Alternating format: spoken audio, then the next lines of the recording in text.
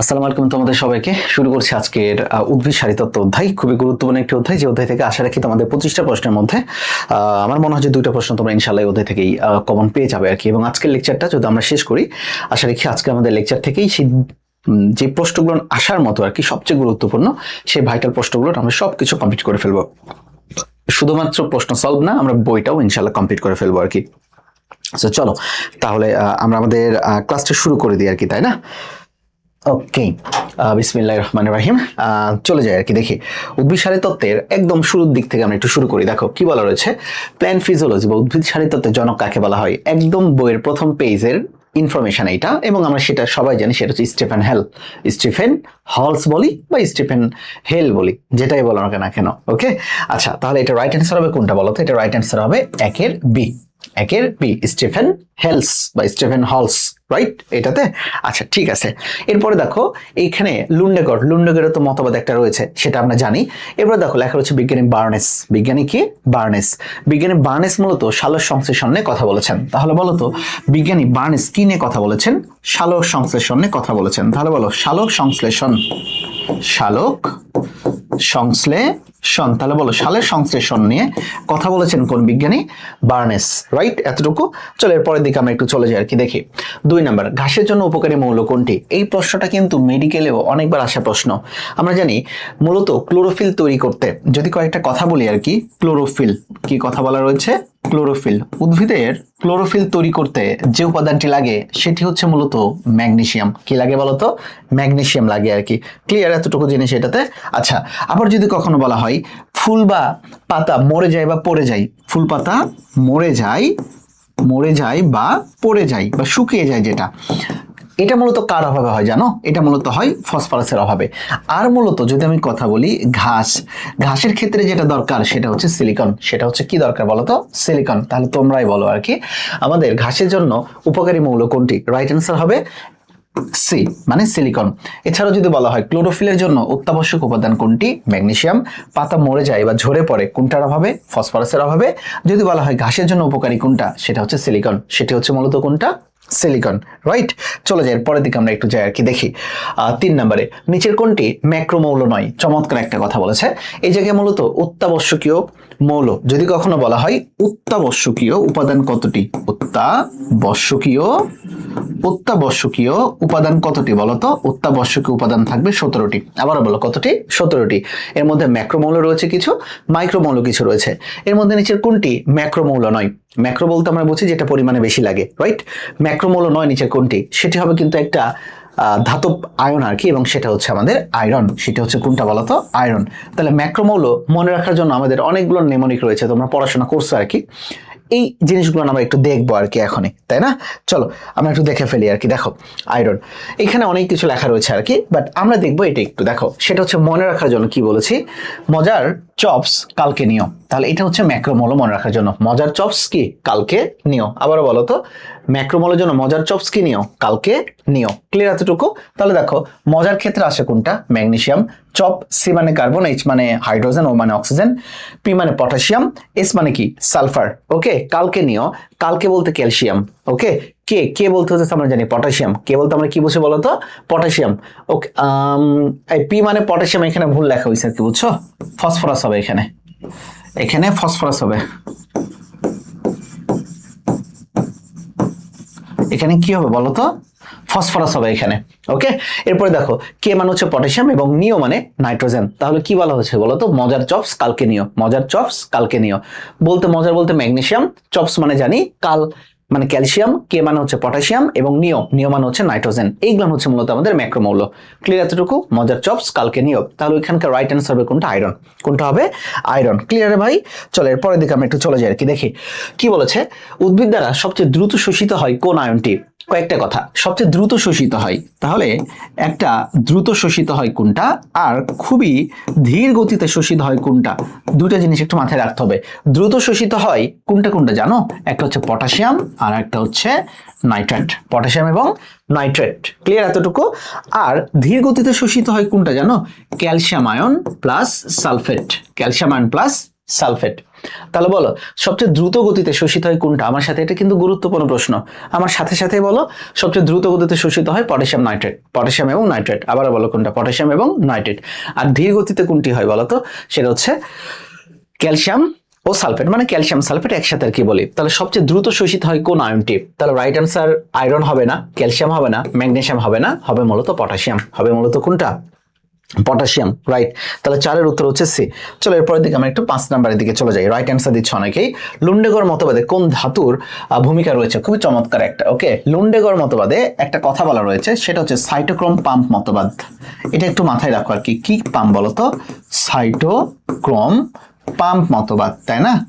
ওকে, cytochrome pump. তাহলে আমার সাথে একটু বলো, তাহলে কি বলা রয়েছে? সাইটোক্রোম পাম্প মতবাদ, তাই না? এটাতে বাচ্চারা একটা জিনিসের দিকে খেয়াল করবা, তুমি যেখানেই এই ওয়ার্ডটা খুঁজে পাবা বায়োলজি, যেখানেই সাইটোক্রোম, মনে রাখবা সাইটোক্রোম মানে সেখানে থাকবে আয়রন। আমি আবারও বললাম সাইটোক্রোম মানে সেখানে কি থাকবে বলতো? আয়রন। তাহলে লুন্ডেগড় মতবাদকে অনেক ক্ষেত্রে বলা হয় সাইটোক্রোম পাম্প মতবাদ। যেহেতু সাইটোক্রোম মানে আয়রন, তাহলে কোন ধাতুর অবদান রয়েছে বলতো? সেটা হচ্ছে মূলত লৌহ। তাহলে রাইট অ্যান্সার হবে মূলত লৌহ। ক্লিয়ার? তাহলে সাইটোক্রোম বলতে আমরা কোন শব্দটাকে সবসময় বুঝবো হচ্ছে আয়রনকে। আচ্ছা চলো এরপরের দিকে আমরা একটু যাই আর কি, দেখি কি বলা রয়েছে।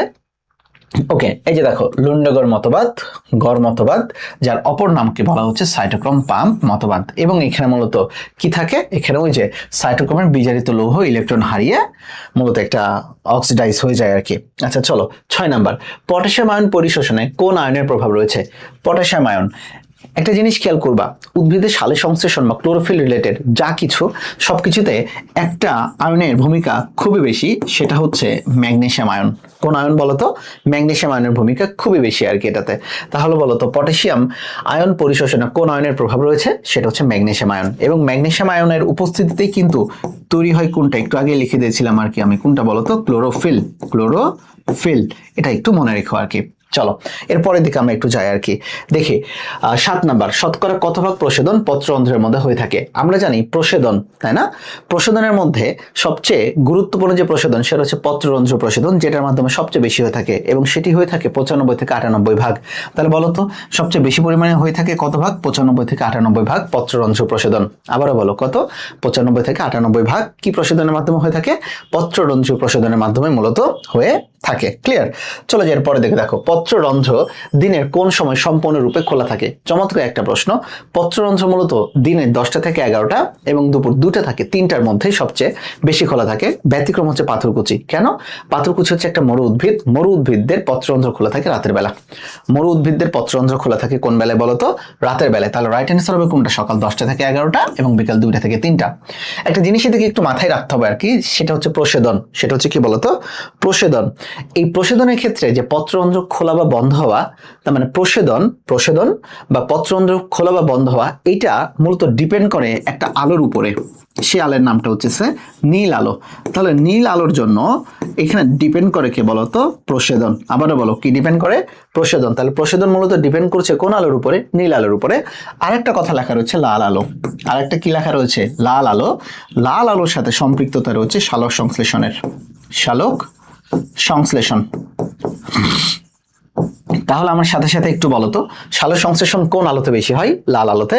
প্রশোধন বেশি হয় কোন আলোতে? নীল আলোতে। আবারও বলো, এটা কিন্তু খুবই গুরুত্বপূর্ণ। সালোক সংশ্লেষণ বেশি হয় কোন আলোতে? লাল আলোতে। আর প্রশোধন বেশি হয় কোন আলোতে বলো তো? নীল আলোতে। এটা একটু মাথায় রাখতে হবে আর কি আমাদের। ক্লিয়ার? আচ্ছা আচ্ছা চলো এরপরের দিকে আমরা একটু চলে যাই আর কি, দেখি 9 নাম্বার, পত্ররন্ধ্র খোলা এবং বন্ধের কৌশল সম্পর্কিত মতবাদ 9 কোনটা? এই যে তার মানে কি পত্ররন্ধ্র খোলা বা বন্ধ হওয়ার সকল মতবাদ আমাদেরকে জানতে হবে, জানলে আমরা বলতে পারবো নিচের কোনটা মতবাদ 9 পত্ররন্ধ্র খোলা বা বন্ধ হওয়া, মানে প্রশোধনের ক্ষেত্রে আর কি। ওকে, সেটা হচ্ছে লয়েডের মতবাদ, কেমিওস্প্যাটিক মতবাদ, সাইরির মতবাদ, নাকি সাইটোক্রোম পাম্প মতবাদ?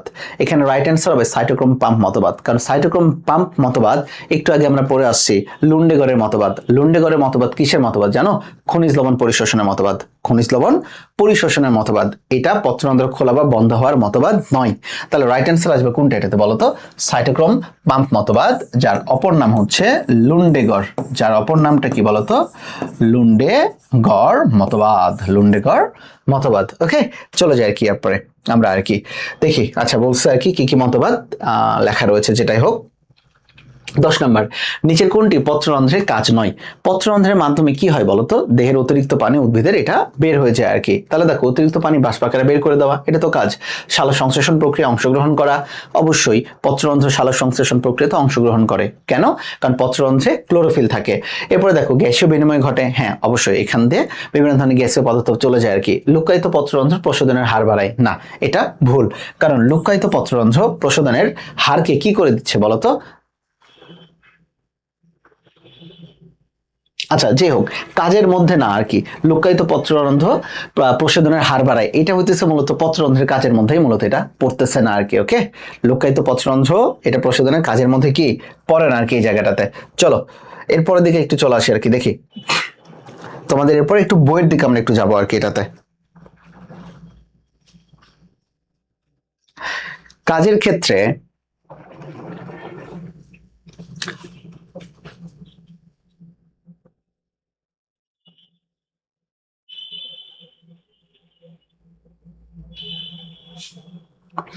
আচ্ছা, তোমাদের এখানে একটা উত্তরটা দাও তো আর কি আমাকে।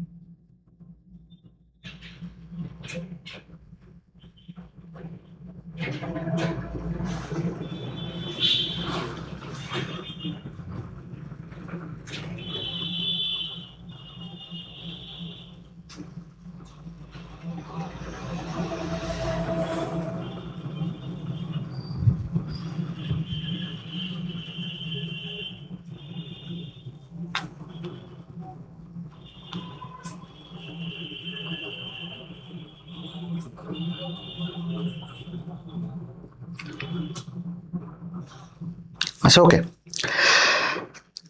চলো।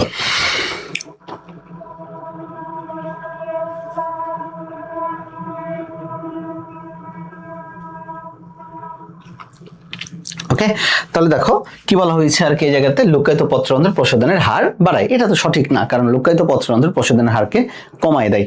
প্রশোধনের হারকে কি করে দেয় বলো তো? কমায় দেয়। তাহলে রাইট অ্যান্সার হচ্ছে এইটা। আচ্ছা চলো, আমরা অনেকক্ষণ পর্যন্ত তো পড়ছি আর কি, তাই না?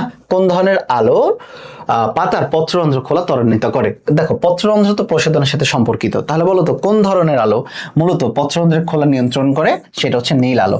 যদি কখনো বলা হতো সালোক সংশ্লেষণ দ্রুত হয় বা সালোক সংশ্লেষণ ডিপেন্ড করে কোন আলোর উপরে বেশি, তাহলে সেটা হবে কি? লাল আলো। ওকে, চলে যায় আর কি। রাইট অ্যান্সার হচ্ছে নীল আলো। কোন বিজ্ঞানী প্রশোধনকে কি নেসেসারি ইভিল বলেছে? নেসেসারি ইভিল বলেছে আর কি। ওকে, খেয়াল করো আর কি, এটা কেন বলেছে? কারণ পত্ররন্ধ্র যদি বেশিক্ষণ খোলা থাকে, মানে যদি প্রশোধন বেশি চলে, তাহলে উদ্ভিদের বডি থেকে পানি বেশি বের হয়ে যাবে, ফলে উদ্ভিদটা নেতিয়ে যাবে। আর উদ্ভিদটা যদি নেতিয়ে যায়, তখন সেটাকে বলা হবে উইল্টিং। তখন তাকে কি বলা হচ্ছে বলতো? উইল্টিং। এই প্রশ্নটা কিন্তু পরীক্ষাতে আছে। আমার সাথে সাথেই বলো আর কি, শুনে রাখো। যখন প্রশোধন বেশি চলে, উদ্ভিদ নেতিয়ে পড়ে, এই অবস্থাটাকে বলা হয় উইল্টিং। এই অবস্থাটাকে কি বলা হয়? উইল্টিং। তাহলে নেসেসারি ইভিল এই কথাটা বলেছেন বিজ্ঞানী কার্টিস। কোনটা কথা বলেছেন? বিজ্ঞানী কার্টিস এই কথার মূলত বলেছেন আর কি। ওকে, চলো আসি এরপরের দিকে আর কি। আচ্ছা, এর মধ্যে হাইজেনবার্গ তো রসায়নের কথা বলছে। বিজ্ঞানী হেলস, বিজ্ঞানী হেলস হচ্ছে প্ল্যান্ট ফিজিওলজি বা উদ্ভিদ শারীরতত্ত্বের জনক। আর বার্নেস উনি সালোক সংশ্লেষণ নিয়ে মূলত কথা বলেছেন। চলো যে এরপরের দিকে আর কি যাই। সেটা হচ্ছে সর্বপ্রথম ফটোসিনথেসিস শব্দের প্রচলন করেন কে? একটু আগে আমি একটা বিজ্ঞানীর নাম বলেছিলাম আর কি, বলতো? বিজ্ঞানী বার্নেস। সালোক সংশ্লেষণ নিয়ে কথা বলেছেন কোন বিজ্ঞানী? বিজ্ঞানী বার্নেস। তাহলে রাইট অ্যান্সার হবে কোনটা বলো? রাইট অ্যান্সার হবে 13 এর উত্তর হচ্ছে এ। 13 এর উত্তর হচ্ছে কোনটা বলতো? এ। চলো এখন আমরা মূলত যাব বইয়ের দিকে। চলো আমরা বই একটু দেখি আর কি। দেখো, উদ্ভিদ শারীরতত্ত্বের জনক বলা রয়েছে স্টিফেন হেলসকে। উদ্ভিদ শারীরতত্ত্বের জনককে বলতো স্টিফেন হেলস, রাইট? চলো তারপরের দিকে আমরা একটু চলে যাই আর কি। দেখো, খনিজ লবণ পরিশোষণ আমি কি বলেছি? অত্যাবশ্যক উপাদান কতটি বলতো? 17টি, রাইট? এর মধ্যে তোমাদের যে গুরুত্বপূর্ণ জিনিস সেটা হচ্ছে লেখা রয়েছে যে এখানে খুবই দ্রুত গতিতে শোষিত হয় কি? পটাশিয়াম নাইট্রেট, এবং সবচেয়ে ধীরে শোষিত হয় ক্যালসিয়াম সালফেট। Calcium sulphate. তাহলে পটাশিয়াম নাইট্রেট দ্রুত, আর ক্যালসিয়াম সালফেট হচ্ছে খুবই ধীরে মূলত শোষিত হয়। চলো সেখানে কিছু কথা লেখা রয়েছে, অলরেডি পড়ানো শেষ। ম্যাগনেসিয়াম ক্লোরোফিল অনুগঠনে দরকারি। তাহলে ম্যাগনেসিয়াম কার জন্য দরকারি? ক্লোরোফিল। ক্লিয়ার? ফসফরাসের অভাবে পাতা ফুল ফল ঝরে যায় বা পড়ে যায় আর কি, রাইট? আমরা এর মধ্যে দেখেছি বলতো সিলিকন কার জন্য দরকার? ঘাসের জন্য দরকার। সোডিয়াম, সোডিয়াম C4 দেখো সিসি রয়েছে সোডিয়াম C4। কোবাল্ট মানে নাইট্রোজেন ফিক্সিং লিগুমের জন্য, অর্থাৎ এটা মূলত উদ্ভিদের যেই নাইট্রোজেন ফিক্সিং ব্যাকটেরিয়াগুলো থাকে তাদেরকে ধরে রাখতে সহায়তা করে, উদ্ভিদের সার হিসেবে কাজ করে। তাহলে কোবাল্ট নাইট্রোজেন ফিক্সিং লিগুমের জন্য। আর আয়োডিন কি? আয়োডিন তো অবশ্যই সমুদ্রে থাকে, হ্যালোজেন না, তাহলে সামুদ্রিক শৈবালের জন্য লাগে হচ্ছে আয়োডিন। এর মধ্যে আমরা একটু চলে আসি আর কি, দেখো ম্যাক্রোমূল্যে তো কথা বলছি আর কি, পড়া হয়েছে আর কি। চলে আসি আর কি, দেখো সেটা হচ্ছে খনিজ লবণের প্রাপ্যতা, লাগে না খুব বেশি একটা এই জায়গাটাতে। আমরা এই জায়গাতে যাব, সেটা হচ্ছে খনিজ লবণ পরিশোষণ প্রক্রিয়া। খনিজ লবণ পরিশোষণ প্রক্রিয়া মূলত দুই ভাবে, একটাকে বলা হচ্ছে সক্রিয় পরিশোষণ এবং আরেকটাকে বলা হচ্ছে নিষ্ক্রিয় পরিশোষণ, রাইট? সক্রিয় পরিশোষণ অবশ্যই শক্তি দরকার পড়বে, নিষ্ক্রিয় পরিশোষণে কোনো শক্তি দরকার পড়বে না। চলো, সক্রিয় পরিশোষণের মধ্যে যেখানে শক্তি লাগবে এটা তিনটা। এটা হচ্ছে প্রথমে দেখো লুন্ডেগর মতবাদ পড়ানো হয়েছে। লুন্ডেগর মতবাদের অপর নাম সাইটোক্রোম পাম্প মতবাদ। আর যেখানেই সাইটোক্রোম থাকবে ভাই, সেখানেই তোমাদের মাথায় রাখতে হবে সেখানে থাকবে মূলত আয়রন। তাহলে সাইটোক্রোম কথাটা থাকে মানে সেখানে কি থাকবে বলতো? আয়রন। এখানে একটা এক্সট্রা প্রশ্ন আসতে পারে, সেটা হচ্ছে লুন্ডেগর মতবাদের ক্ষেত্রে একটা এনজাইম কাজ করে, সেই এনজাইমের নাম হচ্ছে ডিহাইড্রোজিনেস এনজাইম। তাহলে বলো এখানে যে আয়রন 2+ থেকে ফেরাস থেকে যে ফেরিক হচ্ছে, এখানে মূলত এনজাইমটা কাজ করবে, সেই এনজাইমটা হচ্ছে ডিহাইড্রোজিনেস এনজাইম। চমৎকার কথা। চলো এরপরে দেখো 2 নম্বর প্রোটন আয়ন কোট্রান্সপোর্ট মতবাদ। এটা কিন্তু খনিজ লবণ পরিশোষণের কি সক্রিয় মতবাদ। সক্রিয় বলতে যেখানে শক্তির প্রয়োজন হয় আর কি। এখন খেয়াল করো প্রোটন আয়ন কোট্রান্সপোর্ট মতবাদের এখানে একটা কথা বলা রয়েছে, সেটা হচ্ছে এই জায়গায় খেয়াল করো প্রোটন আয়ন কোট্রান্সপোর্ট মতবাদ এই ধারণাটি দেন মূলত বিজ্ঞানী মিশেলের কেমিওসমোটিক মডেলের ভিত্তিতে প্রতিষ্ঠিত। তাহলে যদি কখনো বলা হয় প্রোটন অ্যানায়ন কোট্রান্সপোর্ট, আবারও বলো প্রোটন অ্যানায়ন কোট্রান্সপোর্ট কার মডেলের উপরে ভিত্তিতে প্রতিষ্ঠিত? বিজ্ঞানী পিটার মিশেলের কেমিওসমোটিক মডেলের উপর এটা ভিত্তি করে তৈরি হয়েছে। চলো আসো লেসিথিন বাহক মতবাদ। পরীক্ষাতে যে প্রশ্নটি আসে, লেসিথিন কোন জাতীয় পদার্থ? দেখো লেখা আছে ফসফোলিপিড। পরীক্ষাতে এমসিকিউ থাকবে সালফোলিপিড, এমসিকিউ থাকবে কি সালফোলিপিড, ভুল করো না। তাহলে বলো লেসিথিন ফসফোলিপিড, আমার সাথে 3বার বলবা লেসিথিন ফসফোলিপিড এবং কি লিপিড? বলো ফসফোলিপিড। তাহলে এই তিনটা হচ্ছে সক্রিয়ভাবে লবণ পরিশোষণ করে। নিষ্ক্রিয় লবণ পরিশোষণের দিকে একটু খেয়াল করি, যেখানে কোনো শক্তি লাগবে না, যেমন ব্যাপন মতবাদ। যেমন কি মতবাদ? ব্যাপনে কোনো শক্তি লাগে না আর কি এটাতে। ওকে, চলো আসে এরপর দিকে দেখো কি বলেছে আয়ন বিনিময় মতবাদ। কি মতবাদ? আয়ন বিনিময় মতবাদ, মাথায় রাখতে হবে কিন্তু। ওকে, এরপরে চলে আসো ডোনাল্ড সাম্যাবস্থা, ডোনাল্ড ট্রাম্প। এই যে দেখো ডোনাল্ড ট্রাম্প, তাই না? এই ডোনাল্ড ট্রাম্প দিয়ে তো কোনো কাজ হয় না আর কি, বুঝছো, শুধুমাত্র অকাজ করে আর কি। এই জন্য দেখো ওরে নিষ্ক্রিয়তা রাখা হয়েছে আর কি। আরেকটা হচ্ছে ব্যাপক প্রভাব মতবাদ। তাহলে শুধু মতবাদের হেডিং গুলো আমাদের দরকার আর কি। তাহলে প্রথমটা কি ছিল? প্রথমটা ছিল দেখো ব্যাপন, এরপরে দেখো আয়ন বিনিময় মতবাদ, ডোনাল্ড সাম্যাবস্থা এবং ব্যাপক প্রবাহ। এবং কি প্রবাহ? ব্যাপক প্রবাহ মতবাদ। এই প্রশ্নটা অনেকবার বেশি আসে। ব্যাপক প্রবাহ মতবাদ কার মতবাদ বলতো? পত্ররন্ধ্র খোলা বন্ধ হওয়া নাকি খনিজ লবণ পরিশোষণের মতবাদ? রাইট অ্যান্সার খনিজ লবণ পরিশোষণের মতবাদ। আর খনিজ লবণ পরিশোষিত হয় দুইটা পদ্ধতিতে, সক্রিয় নিষ্ক্রিয়। সক্রিয় পদ্ধতির মধ্যে রয়েছে তিনটা। প্রথমটা কি ছিল বলতো? লুন্ডেগর বা সাইটোক্রোম। এরপরে প্রোটন আয়ন কোট্রান্সপোর্ট মতবাদ। সবার শেষে ছিল লেসিথিন হচ্ছে সালফোলিপিড না, লেসিথিন ফসফোলিপিড মাথায় রেখো আর কি। চলো এরপর দেখো সক্রিয় পরিশোষণ নিষ্ক্রিয় পরিশোষণের মধ্যে পার্থক্য আমরা খুব ভালো করে জানি। সক্রিয় পরিশোষণের ক্ষেত্রে শক্তি লাগে, মানে এখানে এনজাইমের গুরুত্ব রয়েছে, আর নিষ্ক্রিয় ক্ষেত্রে এনজাইমের কোনো ভূমিকা নেই, রাইট? এখানে প্রভাবকের কথাগুলো বলেছে, এখানে একটু দেখতে হবে আর কি এটাতে। চলে আসো, এখানে আয়নের পারস্পরিক ক্রিয়ার কথা বলা হয়েছে।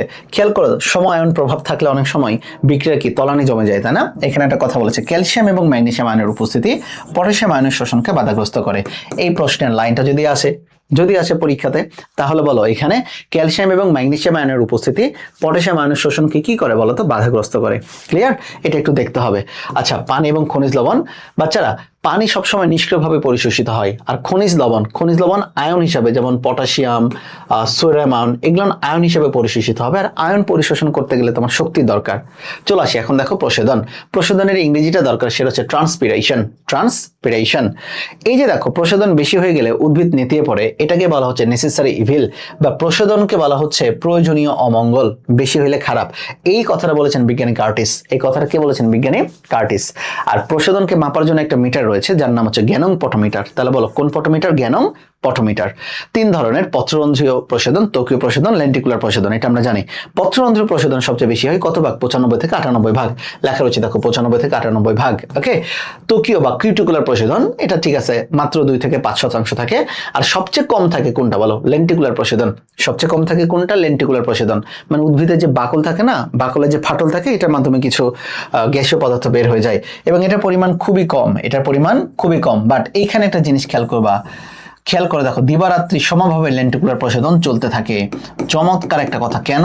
কারণ উদ্ভিদের যে ফাটল থাকে, বাকলের যে ফাটল থাকে, এখানে তো কোনো রক্ষীকোষ থাকে না, তাই না? রক্ষীকোষ না থাকলে তো এরা সবসময় একই রকম ভাবে চলতে থাকবে। তাহলে যদি কখনো বলা হয় সবচেয়ে কম পরিমাণে প্রসাধন হয় কোথায়? লেন্টিকুলার প্রসাধনে। 1%-এরও কম হয়, 1%-এরও কি হয়? কম হয় প্রায়। তাহলে লেন্টিকুলার প্রসাধন। কিন্তু যদি কখনো বলা হয় সবসময় দিবারাত্রি চলতে থাকে কোন প্রসাধন, তাহলে রাইট অ্যান্সার দিবা কোনটা? দিবারাত্রিতে চলতে থাকে সবসময় কোনটা? লেন্টিকুলার প্রসাধন। ক্লিয়ার এতটুকু জিনিস? ওকে, চলো পত্ররন্ধ্র বা স্ট্রোমাটা। পত্ররন্ধ্র বা স্ট্রোমাটা, খেয়াল করো একটা কথা বলেছে, পত্ররন্ধ্র মূলত কয়টা রক্ষীকোষ দ্বারা পরিবেষ্টিত থাকে? 2টা রক্ষীকোষ, এবং বেশিরভাগ খোলা থাকে কয়টাই? 10টা থেকে 11টা, এবং 2টা থেকে কি 3টার দিকে। ব্যতিক্রম হচ্ছে পাথরকুচি। খেয়াল করে দেখবা পত্ররন্ধ্রের কাজ, অনেকগুলো কাজ দেওয়া রয়েছে। কাজের মধ্যে দেখো এখানে দাগায় দিছি, লুক্কায়িত পত্ররন্ধ্র প্রসাধনের হারকে কি করে? হ্রাস করে, বাড়ায় না কিন্তু, কমায় দেয়। দেখো মূলত উদ্ভিদের যেই পত্ররন্ধ্র থাকে, পত্ররন্ধ্র 3টা কাজ করতে পারে। দেখো প্রসাধন তো অবশ্যই করবে পত্ররন্ধ্র, যেহেতু সেখানে ক্লোরোফিল থাকে, সালোকসংশ্লেষণ সে করবে, এবং দেখো সে শ্বসনেও সহায়তা করে। তাহলে বলো পত্ররন্ধ্রের যে মূলত রক্ষী কোষগুলো থাকে বা আলাদা যেই কোষগুলো থাকে যাদের কাছে ক্লোরোফিল থাকে, তারা সবাই কি কি কাজ করতে পারে? প্রসাধন, সালোকসংশ্লেষণ, শ্বসন। আবার বলো কি কি? প্রসাধন, সালোকসংশ্লেষণ, শ্বসন। ক্লিয়ার? চলো, পত্ররন্ধ্র খোলা বা বন্ধ হওয়ার যে মূলনীতি, এখানে অনেক কিছু বলা রয়েছে আর কি, বুঝছো? অনেক কিছু বলা রয়েছে, বাট যে জায়গাটাতে দরকার সেটা হইতেছে শুধু হেডিং গুলান দরকার কি, বুঝছো? দেখো বিজ্ঞানী ভন মলের একটা কথা বলেছেন, বিজ্ঞানী লয়ের একটা কথা বলছেন, লয়ের মতবাদের নাম স্টার্চ সুগার মতবাদ। এরপরে বিজ্ঞানী সাইরি বলেছেন স্টার্চ সুগারের সাথে উনি আরেকটা জিনিস যোগ করে দিয়েছেন, সেটা হচ্ছে পিএইচ মতবাদ। সেটা কি বলতো? পিএইচ। তাহলে দেখো একটা জিনিস, এই জিনিসের দুইটার মধ্যে বিজ্ঞানী লয়েড মতবাদের নাম দিয়েছে স্টার্চ সুগার মতবাদ, আর বিজ্ঞানী সাইরি যে কথা বলেছেন সেটা হচ্ছে মূলত কি বলতো? স্টার্চ সুগার তো থাকবেই, তার সাথে উনি আরেকটা জিনিস যোগ করে দিয়েছেন, সেটা হচ্ছে পিএইচ। তাহলে পিএইচ এর উপরে ডিপেন্ড করে। আমরা সবকিছু দেখবো এই সমীকরণটাতে। দেখো খেয়াল করো, অদ্রবণীয় স্বেচ্ছার তো অদ্রবণীয় হবে আর কি, তাই না? এর সাথে দেখো যখন দিনের বেলা তখন পিএইচ বেড়ে যাচ্ছে, পিএইচ বেড়ে গেলে তখন সেটা দ্রবণীয় চিনিতে পরিণত হচ্ছে। আর যখন রাত হচ্ছে, রাতের বেলা অন্ধকার, তখন পিএইচ দেখো কমে যাচ্ছে, পিএইচ 5, তখন সেটা পুনরায় অদ্রবণীয় স্বেচ্ছারে পরিণত হচ্ছে। তাহলে এই জন্য দেখো স্টার্চ সুগারের সাথে, এটা স্টার্চ এটা সুগার, এর সাথে যোগ করে দিল কি বলতো? পিএইচ। পিএইচ বাড়লে সেটা দ্রবণীয় চিনিতে পরিণত হবে, আর পিএইচ কমলে দ্রবণীয় চিনি অদ্রবণীয় স্টার্চ বা স্বেচ্ছারে পরিণত হবে। আচ্ছা, সবচেয়ে গুরুত্বপূর্ণ জিনিস দেখো, আধুনিক মতবাদ বা প্রোটন প্রবাহ মতবাদ।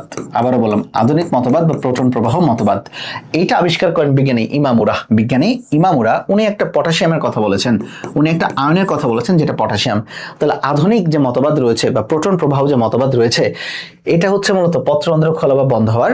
উনি যে মতবাদটা দিয়েছেন সেটা হচ্ছে পটাশিয়াম রিলেটেড, কোনো উনি পিএইচ রিলেটেড, আলো রিলেটেড কোনো কথা বলে নাই। মনে রাখবা পটাশিয়াম যেখানে ঢুকবে তার সাথে তার প্রিয় মানুষ ঢুকবে, সেটা হচ্ছে পানি। তাহলে যদি রক্ষী কোষের ভেতরে পটাশিয়াম ঢোকে, তাহলে পটাশিয়ামের সাথে সাথে ঢুকবে কে বলতো? পানি। পানি ঢুকলে সেটা কি হয়ে যাবে বলতো? স্ফীত হয়ে যাবে, ফলে পত্ররন্ধ্র খুলে যাবে। এখন কোনো কারণে যদি পটাশিয়াম বের হয়ে যায় রক্ষী কোষ থেকে, তাহলে তার সাথে সাথে তার প্রিয় মানুষও বের হয়ে যাবে, পানি। এখন পানি বের হয়ে গেলে সেটা চুপসে যাবে এবং পত্ররন্ধ্র বন্ধ হয়ে যাবে। পত্ররন্ধ্র কি বন্ধ হয়ে যাবে? তাহলে বলো আধুনিক মতবাদে সবচেয়ে গুরুত্বপূর্ণ যে আয়ন, সেই আয়নের নামটা কি? Potassium, potassium, potassium. ক্লিয়ার? আসো, নীল আলো পত্ররন্ধ্র খোলা ত্বরান্বিত করে। তাহলে বলো প্রসাধন, পত্ররন্ধ্র খোলা বা বন্ধ হওয়া বা প্রসাধন, এটা কোন আলোতে মূলত বেশি হয়? নীল আলোতে। কোন আলোতে বেশি হয় বলতো? নীল আলোতে এটা বেশি হয়। ক্লিয়ার? চলো এরপরের দিকে আমরা একটু চলে যাই, এগুলো আমাদের খুব বেশি লাগবে না। আচ্ছা, ব্লু লাইট, এই যে দেখো একই কথা, ব্লু লাইট বা নীল আলোতে পত্ররন্ধ্র খোলা ত্বরান্বিত হয়।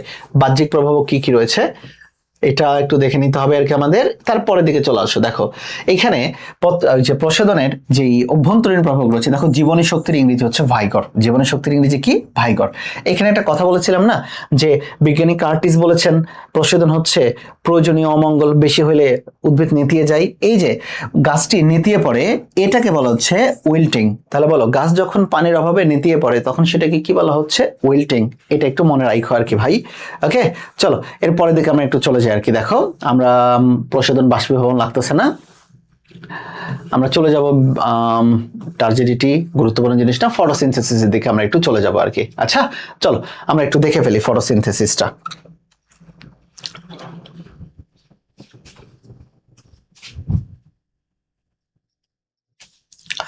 দেখো আমরা কিন্তু অনেকটা পথ কিন্তু মানে পাড়ি দিয়ে ফেলছি আর কি অলরেডি আর কি, বুঝছো এটাতে।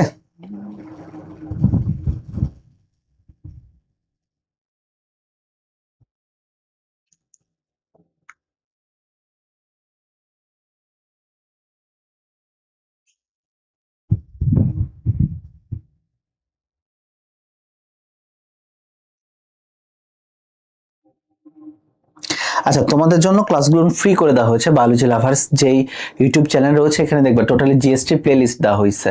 সো তোমরা চাইলে এই ক্লাসগুলো অবশ্যই করে ফেলো দ্রুত, বিশ্বাস করো এই ক্লাসগুলো তোমাদের সত্যি সত্যি অনেক কাজে আসবে। পরীক্ষার হলে যেমন হবে কিরে ভাইয়ার কথাগুলো শুনলে হয়তোবা আর একটু বেটার হয়ে যেত পরীক্ষাতে, তুমি দেখবে 25-এর মধ্যে চোখ বন্ধ করে তুমি 20-22 তুলে ফেলবা যদি নেগেটিভ মার্কস না খাও আর কি। এটাতে শুধু জাস্ট লেগে থাকো ভাই, হয়ে যাবে আর কি, পারবা আর কি, তোমরা ওই সক্ষমতা তোমাদের রয়েছে।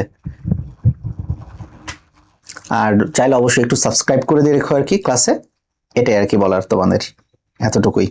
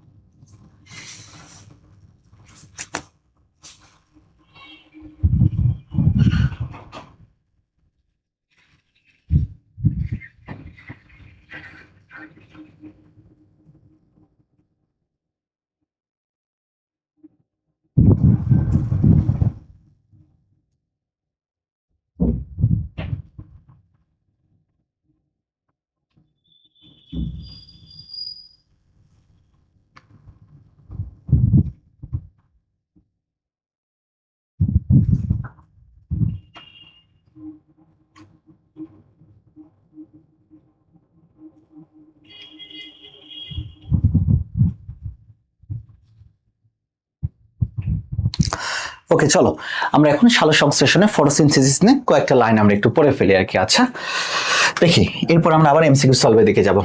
প্রথমে বলে রাখি যে সালোকসংশ্লেষণ বা ফটোসিনথেসিস এইটা মূলত সর্বপ্রথম ব্যবহার করেন বিজ্ঞানী চার্লস বার্নেস, অলরেডি তোমরা এটা জানো আর কি।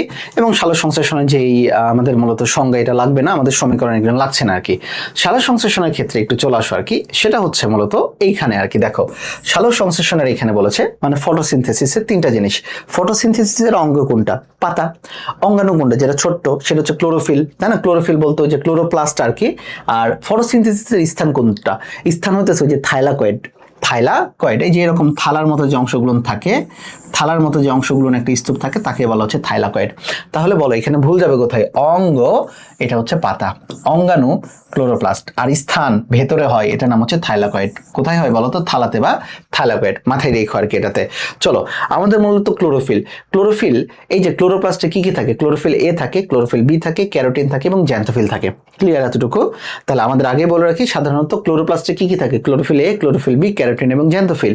এর মধ্যে সবচেয়ে বেশি অ্যাক্টিভ হচ্ছে ক্লোরোফিল এ। ক্লোরোফিল এ এটা হচ্ছে সবচেয়ে বেশি পরিমাণে থাকে। কিন্তু এখানে একটা কালার লাগে, ক্যারোটিন মানে ক্যারট, ক্যারট মানে হচ্ছে কি বলতো? গাজর। গাজরের কালার কি বলতো? কমলা। তাহলে ক্যারোটিনের কালার হচ্ছে কমলা, জ্যান্থোফিলের কালার হচ্ছে হলুদ। তাহলে ক্লোরোফিল এ আর বি এর কালার কি? ক্লোরোফিল মানে তো সবুজ, মানে সবুজ তো থাকবেই।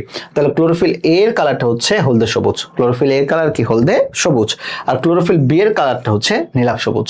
তাহলে ক্লোরোফিল এ হলদে সবুজ, আবারও বলো ক্লোরোফিল এ কি সবুজ? হলদে সবুজ। আর ক্লোরোফিল বি কি বলতো? নীলাভ সবুজ, নীলাভ সবুজ। ওকে, এটা একটা গুরুত্বপূর্ণ জিনিস আর কি। ক্লোরোফিল এ হচ্ছে সক্রিয় অণু। ক্লোরোফিল এ হচ্ছে কি অণু বলতো? সক্রিয় অণু। আচ্ছা চলো এরপরের দিকে চলে আসো। দেখো একটা কথা বলা রয়েছে সেটা হচ্ছে ফাইকোবিলিনস। ফাইকোবিলিনস মূলত দুটো জিনিস দ্বারা গঠিত। পদ্ধতিতে, একটাকে বলা হয় ফাইকোসায়ানিন আর একটাকে বলা হয় ফাইকোইরিথ্রিন। সায়ানো মানে নীল আর ইরাইথ্রো মানে লাল, তাহলে ফাইকোসায়ানিন এটার কালারটা হতেছে নীল কালার, আর ইরাইথ্রো এটার কালার হতেছে লাল কালার। এই দুইটা মিলে যেটা তৈরি করবে তার নাম হচ্ছে ফাইকোভ্যালেন্স। ক্লিয়ার এতটুকু? আচ্ছা চলো, এখানে লেন্থের কথা বলছে, এই জায়গায় কিছু এমসিকিউ আছে, যদি পারো এটা একটু দেখে নিও আর কি। আচ্ছা ওকে, সালোক সংশ্লেষণ আমি আগেই বলেছিলাম, বলতো সালোক সংশ্লেষণ কোন আলোতে বেশি হয়? আমি যদি তোমাদের একক আলোর কথা বলি তাহলে সেটা হবে লাল আলোতে। তাহলে দেখো এখানে দুইটা আলো, একটা লাল একটা নীল। যেটা লাল আলো সেটা সালোক সংশ্লেষণে, আর যেটা নীল আলো সেটা কোথায় বলতো বাবা? সেটা হচ্ছে প্রশোধনের, পত্ররন্ধ্র খোলা বা বন্ধ হওয়াতে। ঢুকে ফেলো, জাস্ট পারসেপশন নাও আর কি, যে বইয়ের এই জায়গাগুলো এটা আছে, তাহলে দেখবে যে তোমাদের হয়ে গেছে আর কি। এটাতে ফটো সিস্টেম নিয়ে কথা বলেছে, ফটো সিস্টেম 1 এবং ফটো সিস্টেম 2 আমরা এখান থেকে মূলত পড়তেছি না। ফটো সিস্টেমের একটা ছক আছে, আমরা ছক থেকে পড়বো, এই জায়গাটা একটু দরকার আর কি। ক্লিয়ার এতটুকু জিনিস?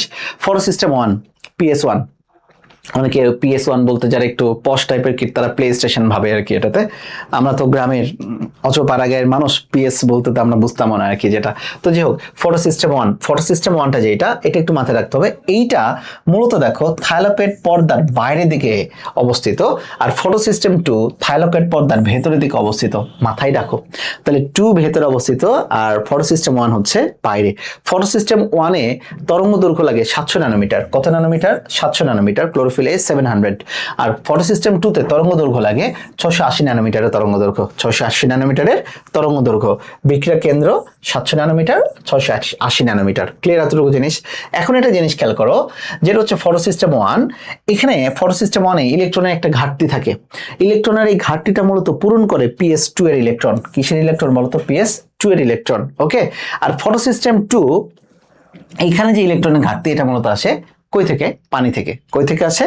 পানি থেকে আসে। তো যাই হোক, চলো আমরা পরবর্তীতে দেখে নেবো আর কি। এখানে একটা কথা বলেছে, বায়োলজিতে সবচেয়ে শক্তিশালী অক্সিডেন্ট হইলো P680+। এটা একটু মাথায় রাখো আর কি। চলো এরপরের দিকে আমরা চলে যাই, NAD, থাইলাকয়েড। আচ্ছা, জৈব মুদ্রা, এটিপি কে বলা হয় জৈব মুদ্রা, এবং এই এটিপির প্রস্তাব করেন পিটার মিশেল। আর একটা কথা বলেছিলেন না, কেমিওসমোটিক প্রক্রিয়া। মাথায় একটা জিনিস খেয়াল করবা, যে পিটার মিশেল যে কেমিওসমোটিক প্রক্রিয়ার কথা বলেছেন, কেমিওসমোসিসের মাধ্যমে এটিপি তৈরি হয়। তাহলে কেমিওসমোসিসের মাধ্যমে কি তৈরি হয় বলতো? এটিপি তৈরি হয়। ওকে, এটা একটু মাথায় রাখতে হবে। এখন আসো আর কি, এই যে থাইলাকয়েডের ইলেকট্রন ট্রান্সপোর্ট চেইনের কি কি অংশ থাকে? এই থাইলাকয়েডের ইলেকট্রন ট্রান্সপোর্ট চেইন এই 6টা অংশ দ্বারা গঠিত। এইখানে আমাদের আবার একটু মনোযোগ দিতে হবে ভাই। সব তো পারবো না, বাট কিছু জিনিস তো পারবো আর কি, তাই না? খেয়াল করো, ফিওফাইটিন যদি কখনো আসে রূপান্তরিত ক্লোরোফিল এ অণু, আমার সাথে 3বার বলবা, ফিওফাইটিন রূপান্তরিত ক্লোরোফিল এ অণু, রূপান্তরিত ক্লোরোফিল এ অণু। শেষ। এরপর দিকে চলে আসো, প্লাস্টোকুইনন হচ্ছে একটা চলনশীল লিপিড। এটা একটু হয়তো বা কষ্ট করে মনে রাখলাম। বাট সাইটোক্রোমের কথা বলেছে, আমি তোমাদের আগেই বলছি লুন্ডেগর মতবাদের অপর নাম কি ছিল? সাইটোক্রোম পাম্প মতবাদ। সাইটোক্রোম মানেই তো ভাই লৌহ বা আয়রন, তাহলে তার মানে দেখো এখানে হিম বা লৌহ ঘটিত অংশ থাকবে, মানে এটা আমাদের মুখস্থ করতে হইতেছে না। প্লাস্টোসায়ানিন, এটার দিকে একটু মনোযোগ দিব। প্লাস্টোসায়ানিন হচ্ছে অত্যন্ত চলনশীল ক্ষুদ্র মেমব্রেন প্রোটিন। তাহলে ফিওফাইটিন মনে রাখবো, প্লাস্টোকুইনন মনে রাখবো, ফেরিডক্সিন মানেই তো আয়রন থাকবে, এখানে আয়রন সালফার থাকবে। এনএডিপি রিডাকটেজ, এখানে ফ্ল্যাভোপ্রোটিন, এনএডিপি যে হোক দরকার নাই। তাহলে দেখো 6টার মধ্যে আমাদের একটু মনে রাখতে হবে 3টা। ফিওফাইটিন রূপান্তরিত ক্লোরোফিলে, আবারও বলো কোনটা? রূপান্তরিত ক্লোরোফিল এ। ওকে, ফিওফাইটিনের পরে দেখো প্লাস্টোকুইনন PQ, এটা হচ্ছে চলনশীল লিপিড। আবারও বলি কোন লিপিড? চলনশীল লিপিড। হইছে। সাইটোক্রোম পারি, প্লাস্টোসায়ানিন এটা হচ্ছে অত্যন্ত চলনশীল ক্ষুদ্র মেমব্রেন প্রোটিন। কিছু করার নাই, একটু এই 3টা জিনিস একটু মনে রাখো। কিছু না পারো অন্তত এই 2টা মনে রাখো, ফিওফাইটিন আর প্লাস্টোকুইনন। রূপান্তরিত ক্লোরোফিলে, প্লাস্টোকুইনন চলনশীল লিপিড। এই 2টা একটু মনে রাখলেও দেখবা যে না, তুমি অনেক কিছুই পেরে যাবে আর কি এটাতে। ওকে, চলো তারপরের দিকে আমাদের সালোক সংশ্লেষণ প্রক্রিয়ার কলাকৌশল। তাহলে খেয়াল করো, সালোক সংশ্লেষণ প্রক্রিয়ার কলাকৌশল এটা আবিষ্কার করেন বিজ্ঞানী ব্ল্যাকম্যান, মানে কালো মানুষ। 2টা জিনিস, সালোক সংশ্লেষণ কথাটা সর্বপ্রথম ব্যবহার করেন বিজ্ঞানী বার্নেস। আবারও বলে দিই, সালোকসংশ্লেষণ কথাটি সর্বপ্রথম ব্যবহার করেন কোন বিজ্ঞানী? বিজ্ঞানী বার্নেস। ক্লিয়ার? কিন্তু সালোকসংশ্লেষণের কলাকৌশল এটা আবিষ্কার করেন বিজ্ঞানী কালো মানুষ, মানে ব্ল্যাকম্যান। দুইটা অধ্যায়ের উনি কথা বলেছেন, একটা আলোক নির্ভর অধ্যায় এবং আরেকটা হচ্ছে আলোক নিরপেক্ষ অধ্যায়, রাইট? আচ্ছা, আলোক নির্ভর অধ্যায় এটা আলোর সহায়তায় চলবে, আর যেটা আলোক নিরপেক্ষ অধ্যায় সেটা তো আলো প্রয়োজন নয় আর কি এটাতে। ওকে, ওই যেমন C3 চক্র, C4 চক্র, এই জায়গাগুলো তো আলোর দরকার পড়ে না আর কি। আসো, সেটা হচ্ছে আমরা PS1 এবং PS2 ইত্যাদি কথা বলা রয়েছে এখানে, চক্রীয় ফটোফসফোরাইলেশন, আর আরেকটা হচ্ছে অচক্রীয় ফটোফসফোরাইলেশন। আমরা দেখবো এখানে আর কি, এটাতে দেখো চক্রীয় এবং অচক্রীয়। এখন তোমাদের এই ছবিগুলো বুঝাইতে গেলে অনেক বেশি টাইম চলে যাবে, আমাদের এত লাগবে না, বাট এখানে একটা জিনিস খেয়াল করে আর কি, দেখো সেটা হচ্ছে এটা চক্রীয় ফটোফসফোরাইলেশন। ভাই ফটো মানে হচ্ছে আলো, তাহলে ফসফোরাইলেশন, ফটোফসফোরাইলেশনে আলোর উপস্থিতিতে এটিপি তৈরি হয়। আচ্ছা দেখো, চক্রীয় ফটোফসফোরাইলেশনটা মানেটা কি? এটা হচ্ছে PS2 তে আমাদের কত লাগে বলতো? তরঙ্গদৈর্ঘ্য 680। আর PS1, এটা হচ্ছে PS1, এইখানে লাগে দেখো 700 ন্যানোমিটার। তো কি হইছে, PS1 এ সূর্যের আলো পড়ছে, আলো পড়ার পরে দেখো এই যে ইলেকট্রনগুলো ঘুরে ঘুরে ঘুরে ঘুরে আবার দেখো প্লাস্টোকুইনন থেকে আবারও চলে আসে কোথায় বলতো? PS1 এ। তাহলে দেখো ইলেকট্রন PS1 থেকে বের হয়ে ঘুরে ঘুরে আবার PS1 এ আসলো, তাহলে এটাকে বলা হচ্ছে চক্রীয়। এখানে কিন্তু PS2 অংশগ্রহণ করেই নাই, তাহলে চক্রীয়তে কিন্তু PS2 কোনো অংশগ্রহণই নাই, PS1 সবকিছু করে ফেলছে আর কি। আর তার আগের পেজের দিকে অচক্রীয়তে যাই একটু, দেখো অচক্রীয় ছবিটা একটু তাকাই তোমাদেরকে। অচক্রীয়তে দেখো সূর্যালোক পড়ছে PS2 তে, সূর্যালোক পড়ার পর ইলেকট্রন চলে গেছে PQ, ওকে, প্লাস্টোকুইনন, প্লাস্টোসায়ানিন, এরপরে দিকে চলে গেছে আবার দেখো PS1 এ, PS1 এ সূর্যালোক পড়ছে, পড়ার পরে দেখো ফেরিডক্সিন, NADP ইত্যাদি হয়ে ইলেকট্রন পরবর্তীতে ATP তৈরি করছে। কিন্তু এই যে সূর্যালোকের ফলে এই PS2 থেকে যে ইলেকট্রনটা বের হয়ে গেল, এই ইলেকট্রনটা তো টোটালি শক্তি তৈরি করে ফেলো না, টোটালি কি তৈরি করে ফেললো? শক্তি তৈরি করে ফেললো, অথবা সে হারায় গেল, অন্য জায়গায় চলে গেছে, কেলভিন চক্রে চলে গেছে, এটার পুনরায় PS2 তে ফেরত আসলো না, তার মানে এটা হচ্ছে অচক্রীয়। কিন্তু অচক্রীয় ক্ষেত্রে দেখো PS1ও কাজ, PS2ও কাজ করছে, আবার PS1ও কাজ করছে। তাহলে একটা দেখো PS2 থেকে তো একটা ইলেকট্রন বের হয়ে চলে গেছে, এটা ব্যাক করে নাই, তাহলে PS2 এর ক্ষেত্রে তো ইলেকট্রনের অভাব, তাহলে এই ইলেকট্রনটা কই থেকে আসবে? এই ইলেকট্রনগুলো আসবে মূলত কই থেকে জানো? এই পানি থেকে, কারণ পানির উপরে সূর্যের আলোক পড়বে, পানির উপরে সূর্যের আলোক পড়লে পানি ভেঙে ইলেকট্রন তৈরি হবে, আর এই ইলেকট্রনটাই মূলত সাপ্লাই দিবে PS2 কে, তার যে ইলেকট্রনটা হারায় গেছে সে হারানো ইলেকট্রনটা ফেরত দেবে। ক্লিয়ার? তাহলে বলো তো পানির সম্পর্ক কার সাথে? অচক্রীয় নাকি চক্রীয় সাথে? অচক্রীয় সাথে পানির সম্পর্ক। চক্রীয় সাথে তো কোনো ইলেকট্রন লস নাই, ইলেকট্রন লস না হলে তো সেখানে পানি আসবেও না আর কি এটাতে। তাহলে বলো পানি লাগতেছে কোথায়? অচক্রীয়তে। লাগতেছে কোথায় মূলত? PS2 তে, PS2 তে। আর অচক্রীয়তে PS2 অংশগ্রহণ করে, PS1 অংশগ্রহণ করে। এতটুকু পড়লে তোমার হয়ে গেছে, আর লাগবে না আর কি এটাতে। আসো এই জায়গায় একটু খেয়াল করি, দেখো কি বলেছে ফটো সিস্টেম। অচক্রীয়তে PS1 PS2 উভয় অংশগ্রহণ করে, চক্রীয়তে শুধুমাত্র PS1 অংশগ্রহণ করে। খেয়াল করো পানির প্রয়োজন, বাচ্চারা অচক্রীয়তে পানির প্রয়োজন হয়েছিল কার জন্য? PS2 এতে। আর চক্রীয়তে পানি কোনো প্রয়োজন হয় না। চলো অক্সিজেন উৎপাদন, ভাই যেখানে পানি দরকার ছিল, পানি ভাঙলেই আমরা কি পাই বলতো? পানি ভাঙলে পাই আমরা হাইড্রোজেন আয়ন, আর কি পাবো বলতো? অক্সিজেন। হাইড্রোজেন আয়ন এবং কি পাবো? অক্সিজেন পাবো, তাই না? তাহলে একটা জিনিস খেয়াল করো, তাহলে অক্সিজেন যেটা, তাহলে অক্সিজেন উৎপাদন হবে কোথায়? অচক্রীয়তে। আর চক্রীয়তে তো মনে করো যে কোনো পানি লাগে না, পানি না লাগলে সেখানে তো অক্সিজেনও তো উৎপাদন হবে না, তার মানে অক্সিজেন উৎপাদন হয় না কোথায়? চক্রীয়তে। ক্লিয়ার এতটুকু? তাহলে দেখো এটা গুরুত্বপূর্ণ, এটা গুরুত্বপূর্ণ, এইটা গুরুত্বপূর্ণ, শেষ, ডান। কত সহজ। অচক্রীয় ভালো, আমার কাছে মানে অচক্রীয় বেশি ভালো। ওকে, আচ্ছা চলো এরপরে দেখো আলোক নিরপেক্ষ। আলোক নিরপেক্ষ বলতে আমরা তিনটা স্বীকৃত পদ জানি, কেলভিন চক্র, হ্যাচ এবং স্ল্যাক চক্র এবং ক্যাম চক্র। ক্রেসোলেসিয়ান অ্যাসিড মেটাবলিজম। কেলভিন চক্র মানে হচ্ছে তোমরা জানো C3 চক্র, হ্যাচ এবং স্ল্যাক মানে হচ্ছে C4 চক্র। আচ্ছা চলো আসি আর কি, দেখো এখানে বলেছে কেলভিন চক্রের সংক্ষিপ্ত রূপে এখানে দেওয়া রয়েছে। কেলভিন চক্রের মধ্যে আর কি দেখো খেয়াল করো, কাজে কেলভিন চক্রে কার্বন ডাই অক্সাইডের গ্রহিতা হলো রাইবোলোজ 1,5-বিসফসফেট। তাহলে ফার্স্ট অফ অল এইখানে কার্বন ডাই অক্সাইডটা গ্রহণ করবে RUBP। আর এখানে একটা কথা বলেছে রুবিস্কো, এই প্রশ্নটা খুবই গুরুত্বপূর্ণ। রুবিস্কো হচ্ছে পৃথিবীর সবচেয়ে বহুল ব্যবহৃত এনজাইমের নাম হচ্ছে রুবিস্কো। ব্র্যাকেটে লেখা রয়েছে পৃথিবীতে সর্বাধিক গুরুত্বপূর্ণ এনজাইমের নাম হলো রুবিস্কো, কারণ এটা উদ্ভিদে লাগে, উদ্ভিদের পরিমাণ প্রাণী থেকে বেশি। তাহলে সবচেয়ে গুরুত্বপূর্ণ এনজাইমের নাম কি? রুবিস্কো। আর সবচেয়ে গুরুত্বপূর্ণ অক্সিডেন্ট কোনটা? সবচেয়ে গুরুত্বপূর্ণ অক্সিডেন্ট ছিল P680+। সবচেয়ে গুরুত্বপূর্ণ অক্সিডেন্টের নাম হচ্ছে P680+। ওকে, এটার নাম কেন C3 চক্র? কারণ প্রথম স্থায়ী পদার্থ 3 কার্বন বিশিষ্ট ফসফোগ্লিসারিক অ্যাসিড।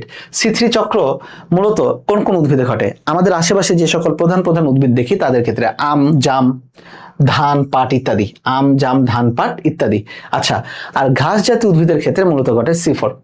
ঘাস জাতীয় উদ্ভিদের ক্ষেত্রে ঘটে মূলত কি ফোর? C4। ওকে, চলো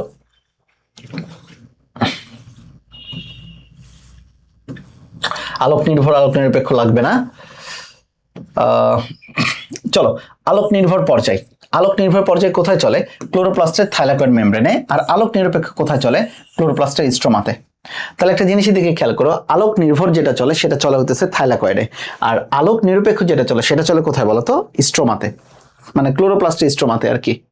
ক্লোরোপ্লাস্টটা কোথায় চলে? স্ট্রোমাতে। বলো ফটোসিনথেসিসের মূল উদ্দেশ্য কি তৈরি করা? গ্লুকোজ তৈরি করা। দাগিয়ে ফেলো, ফটোসিনথেসিসের মূল উদ্দেশ্য কি তৈরি করা? গ্লুকোজ তৈরি করা। আচ্ছা, C3 উদ্ভিদের অনেকগুলো বৈশিষ্ট্য লেখা রয়েছে এখানের মধ্যে, তোমরা সবই পারো আর কি, বাট যে জায়গাগুলো আমি একটু দেখা দরকার, ভুল হইতে পারে। C3 উদ্ভিদের জন্য সালোকসংশ্লেষণ, এই যে আম, জাম, কাঁঠাল ইত্যাদির সালোকসংশ্লেষণের জন্য অপটিমাম টেম্পারেচার হচ্ছে 10 থেকে 25 ডিগ্রি সেলসিয়াস। কত ডিগ্রি?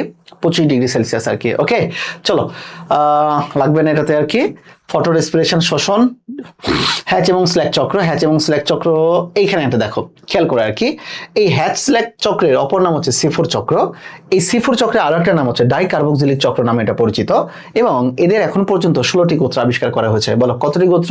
16টি গোত্র। আবার বলো কতটি গোত্র? C4 এর জন্য 16টি গোত্র। ওকে, যার অপর নাম ডাইকার্বক্সিলিক চক্র অথবা C4 চক্র, হ্যাচ স্ল্যাক চক্র, যার আরো নাম রয়েছে আর কি। ওকে, এখানে মূলত আমাদের গুরুত্বপূর্ণ জিনিস অক্সালোঅ্যাসিটিক অ্যাসিড উৎপাদন হয়। ঠিক আছে, খেয়াল করে দেখো কি উৎপাদন হইতেছে আর কি আমাদের? অক্সালোঅ্যাসিটিক অ্যাসিড। এই অক্সালোঅ্যাসিটিক অ্যাসিড 4 কার্বন বিশিষ্ট পদার্থ। তাহলে বলো এই জন্য এটা C4। ওদের ছিল C3 ফসফোগ্লিসারিক অ্যাসিড, আর এদের আসে অক্সালোঅ্যাসিটিক অ্যাসিড 4 কার্বন বিশিষ্ট, এই জন্য এর হচ্ছে C4। বাট C4 এর ক্ষেত্রে খেয়াল করো, C4 এর ক্ষেত্রে কোষ দেখো দুইটা। কোষ কয়টা? কয় ধরনের কোষ? দুইটা, মেসোফিল কোষ আর বান্ডল সিদ কোষ। কিন্তু C3 শুধুমাত্র একটা কোষে ঘটতো, সেটা হচ্ছে মেসোফিলে ঘটতো। তাহলে C3 ঘটে শুধুমাত্র একটা কোষে, সেটা হচ্ছে পাতার মেসোফিলে। আর C4 ঘটে দুইটা জায়গায়, পাতার মেসোফিলেও ঘটবে, বান্ডল সিতেও ঘটবে। ক্লিয়ার? তাহলে বেশি শক্তিশালী কিন্তু C4। বেশি শক্তিশালী কোনটা? C4। মাথায় রাখো কিন্তু এটাতে। ওকে, চলো আমরা C3 এবং C4 এর মধ্যে আমরা একটু পার্থক্য পড়ে ফেলবো। C3 এবং C4 এর মধ্যে পার্থক্য পড়লে মোটামুটি হয়ে যাবে আর কি। দেখো এই জায়গায় সবাই একটু মনোযোগ দাও আর কি। C3 এবং C4। ওকে, দেখো সবাই একটু খেয়াল করে দেখো C3 এবং C4 এর মধ্যে একটু পার্থক্য।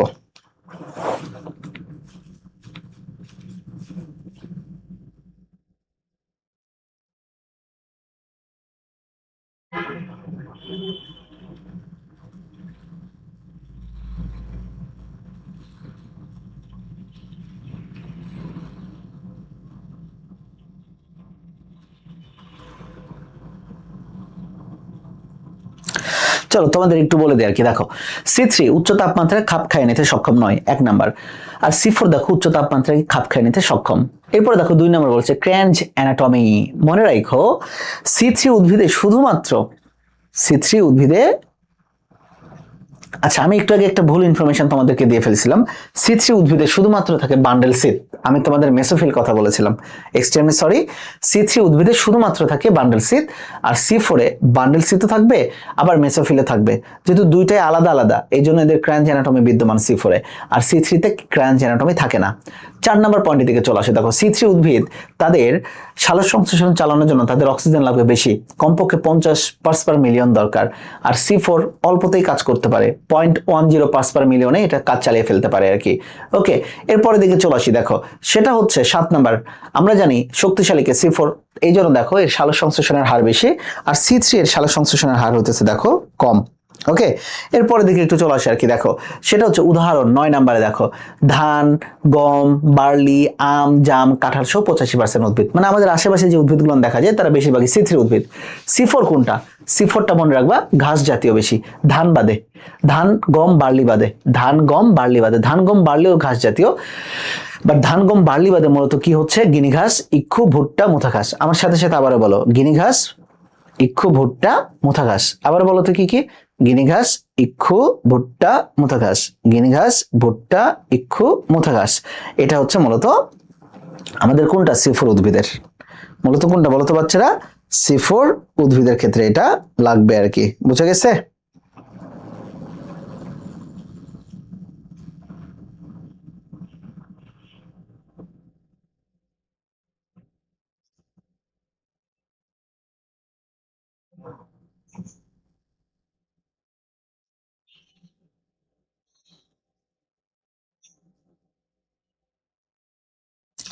চলো এখন আমরা একটু প্রশ্ন সলভ করবো আর কি। দেখি, আমরা অনেক দূর পড়ে ফেলছি, C3 C4 পড়া হয়েছে মানে অনেক দূর পড়া হয়ে গেছে আর কি আমাদের, তাই না? চলো এরপরে আমরা একটু প্রশ্ন সলভ করব কেলভিন চক্র এবং হ্যাচ এবং স্ল্যাক চক্র। আচ্ছা, এর মধ্যে একটা মানে ওই যে কেলভিন চক্র মানে ভাই C3 চক্র, হ্যাচ এবং স্ল্যাক চক্র মানে C4 চক্র। ক্লিয়ার? এদের শুধুমাত্র দেখো, খেয়াল করে দেখো, এখানে কি বলা হয়েছে যে প্রাথমিক গ্রহিতা এখানে RUBP, রাইবোলোজ 1,5 বিসফসফেট, এটাকে ফসফেনল পারবিক অ্যাসিড। ওকে, এখানকার মেইন এনজাইম হচ্ছে রুবিস্কো এনজাইম, আর এখানে হচ্ছে কি? কার্বক্সিলেজ। কি কার্বক্সিলেজ? ফসফেনল কার্বক্সিলেজ। চলে আসি এরপরে দেখো, প্রথম স্থায়ী পদার্থ 3-ফসফোগ্লিসারিক অ্যাসিড আর হচ্ছে অক্সালোএসিটিক অ্যাসিড। গুরুত্বপূর্ণ জিনিস আদর্শ তাপমাত্রা। দেখো 10 থেকে 25 ডিগ্রি সেলসিয়াস C3 সালোক সংশ্লেষণের জন্য, আর C4 উচ্চ তাপমাত্রায় তো খাপ খাই নিতে সক্ষম 30 থেকে 45 ডিগ্রি। অল্প কার্বন ডাই অক্সাইডে চলবে কোনটা? C4 0.10 ppm, আর এটার জন্য বেশি দরকার 50 ppm। কত ppm? 50 ppm। ওকে, হয়েছে, এগুলো একই জিনিস, লাগবে না। C4 উদ্ভিদের ক্রাঞ্চ অ্যানাটমি থাকে।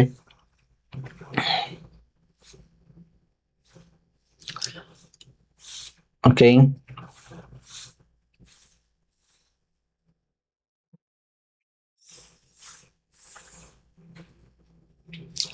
সালোক সংশ্লেষণের অপটিমাম টেম্পারেচার দিকে আসো, এটা কিন্তু গুরুত্বপূর্ণ।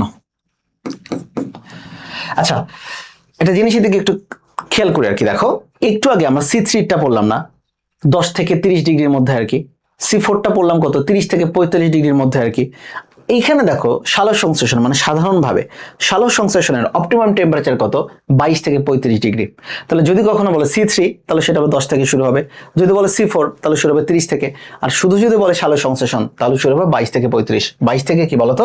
35। এটা একটু মাথায় রাখো ভাই, তাহলে হবে আর কি এটাতে। ওকে, আমরা জানি পটাশিয়াম পত্ররন্ধ্র খোলাতে ভূমিকা রাখে, লিমিটিং ফ্যাক্টর, লব লিমিটিং লাগতেছে না এটাতে, একবার দেখে নাও তারপরেও আর কি। আচ্ছা, তারপর আমরা চলে যাই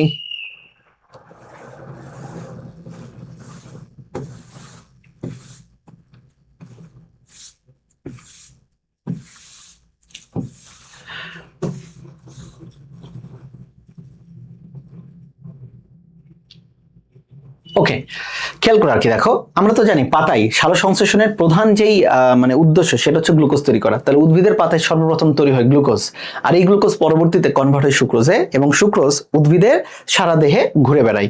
তাহলে বলো, উদ্ভিদের প্রথম তৈরি হয় কোনটা? উদ্ভিদের প্রথম তৈরি হয় কোনটা বলতো? স্টার্চ থেকে প্রথমে গ্লুকোজ তৈরি হয়, আর গ্লুকোজ থেকে পরবর্তীতে তৈরি হয় কোনটা? সুক্রোজ। আর এই সুক্রোজটাই মূলত উদ্ভিদের সারা দেহে ঘুরে বেড়ায়। সুক্রোজটাই উদ্ভিদের সারা দেহে কি হয় বলতো? ঘুরে বেড়ায়।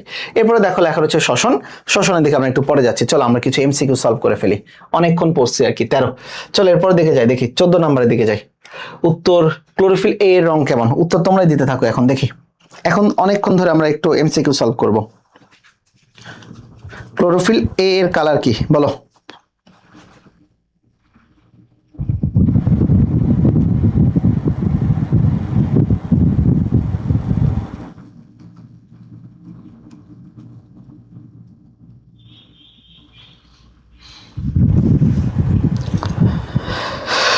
ক্লোরোফিল A আর E এর, সরি, ক্লোরোফিল A এর কালার কি বলো দেখি? হলুদ কমলা না, হলুদ কমলা এগুলা না, নীলাভ সবুজ অথবা হলদে সবুজ, কোনটা হবে বলো? উত্তরটা দাও, 14 উত্তরটা দাও। ওকে, 14 উত্তরটা দিয়ে দাও। দেখো সবুজ আসবে এবং সেটা হচ্ছে হলদে সবুজ, নীলাভ সবুজ হলে ক্লোরোফিল বি। তাহলে দেখো ক্লোরোফিল এ হলদে সবুজ, একটাই মনে রাখো, ক্লোরোফিল এ হলুদ। এই যে দেখো হলুদ কালার দিয়ে লিখতেছে, ক্লোরোফিল এ হলুদ। ক্যারোটিন তো কমলা, এটা আমরা জানি। 14 15 নম্বরের দিকে চলে আসি। P700 নামক প্রতিক্রিয় রঞ্জক নির্মের কোন বনের আলোক রশ্মি সর্বাধিক শোষণ করে? কোন বনের আলোক রশ্মি সর্বাধিক শোষণ করে আর কি। ওকে, খেয়াল করে দেখবা এই যে P700 অথবা P680, ভাই এগুলা তো মূলত সালোক সংশ্লেষণের সাথে জড়িত না। কিসের সাথে জড়িত বলতো? সালোক সংশ্লেষণের সাথে জড়িত। আচ্ছা তোমরাই বলো, সালোক সংশ্লেষণের জন্য সবচেয়ে গুরুত্বপূর্ণ লাইট কোনটা আর কি? নীল নাকি লাল? রাইট অ্যান্সার হচ্ছে লালে লাল, তাই না? তাহলে লালে লাল, তাহলে এটা হবে কি? অতি লাল। এটা হবে কি রাইট অ্যান্সার বলো তো? অতি লাল। ওকে, অতি লাল চলে গেল আর কি।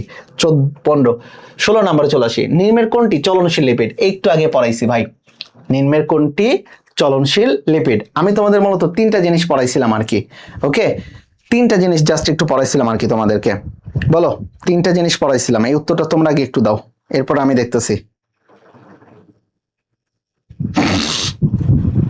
আমাকে একটু বলো, প্লাস্টোকুইনন না প্লাস্টোসায়ানিন?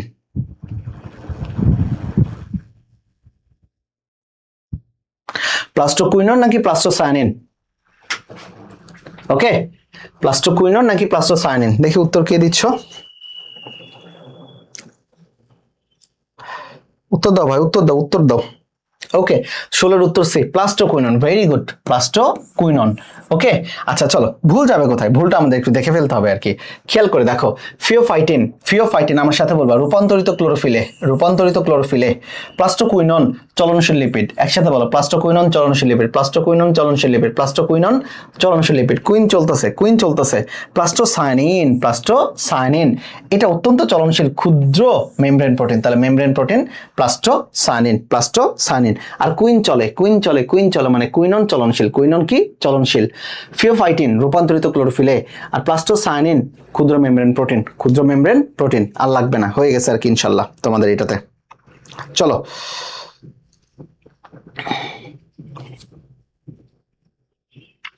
এরপর দিকে চলে যায় আর কি, দেখি 17 নাম্বার। ফটোসিস্টেম 1 সম্পর্কে কোনটি সঠিক? ফটোসিস্টেম 1 ওকে, লাল আলো শোষণ করে। P680 ন্যানোমিটার তরঙ্গদৈর্ঘ্য শোষণ করে। থাইলাকয়েডের যে অংশ স্ট্রমাতে উন্মুক্ত সেখানে থাকে, আর এটি পানি ভেঙে অক্সিজেন নির্গত করে। ফটোসিস্টেম 1 ভাই, ফটোসিস্টেম 1 আর ফটোসিস্টেম 2। ফটোসিস্টেম 1 হচ্ছে 700, এটা কত 100? 700। ওকে, চলো আসি আর কি। দেখো তো, এটা 680 ন্যানোমিটার তরঙ্গদৈর্ঘ্য শোষণ করে না? করে না। ফটোসিস্টেম 1 এর সাথে পানির কোনো সম্পর্ক নাই। তাহলে উত্তর হইতে পারে কি? লাল আলো শোষণ করে, আর হচ্ছে থাইলাকয়েডের যে অংশ স্ট্রোমাতে উন্মুক্ত সেখানে থাকে। তাহলে আমাদের এই দুইটার মধ্যে যে কোনো একটা উত্তর হবে, রাইট? তাহলে রাইট অ্যান্সার এ নাকি সি? এ নাকি সি বলো।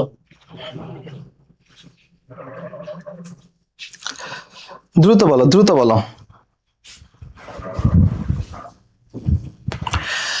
এ নাকি সি? আমি একটু বসলাম, 30 সেকেন্ডস, তোমার উত্তরটা দাও। 30 সেকেন্ডস একটু উত্তরটা দাও।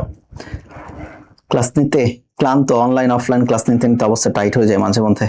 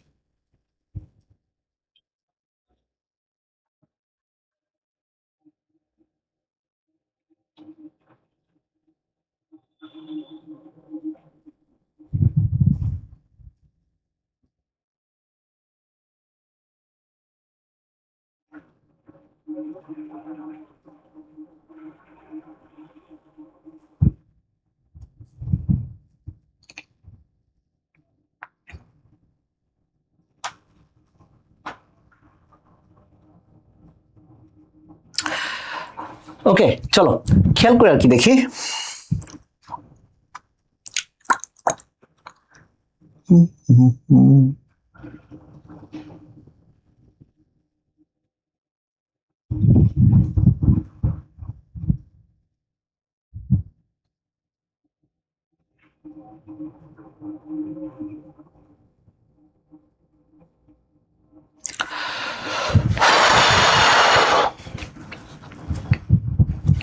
খেয়াল করে দেখো এখানে ফটো সিস্টেম ওয়ান সম্পর্কে কোনটি সঠিক।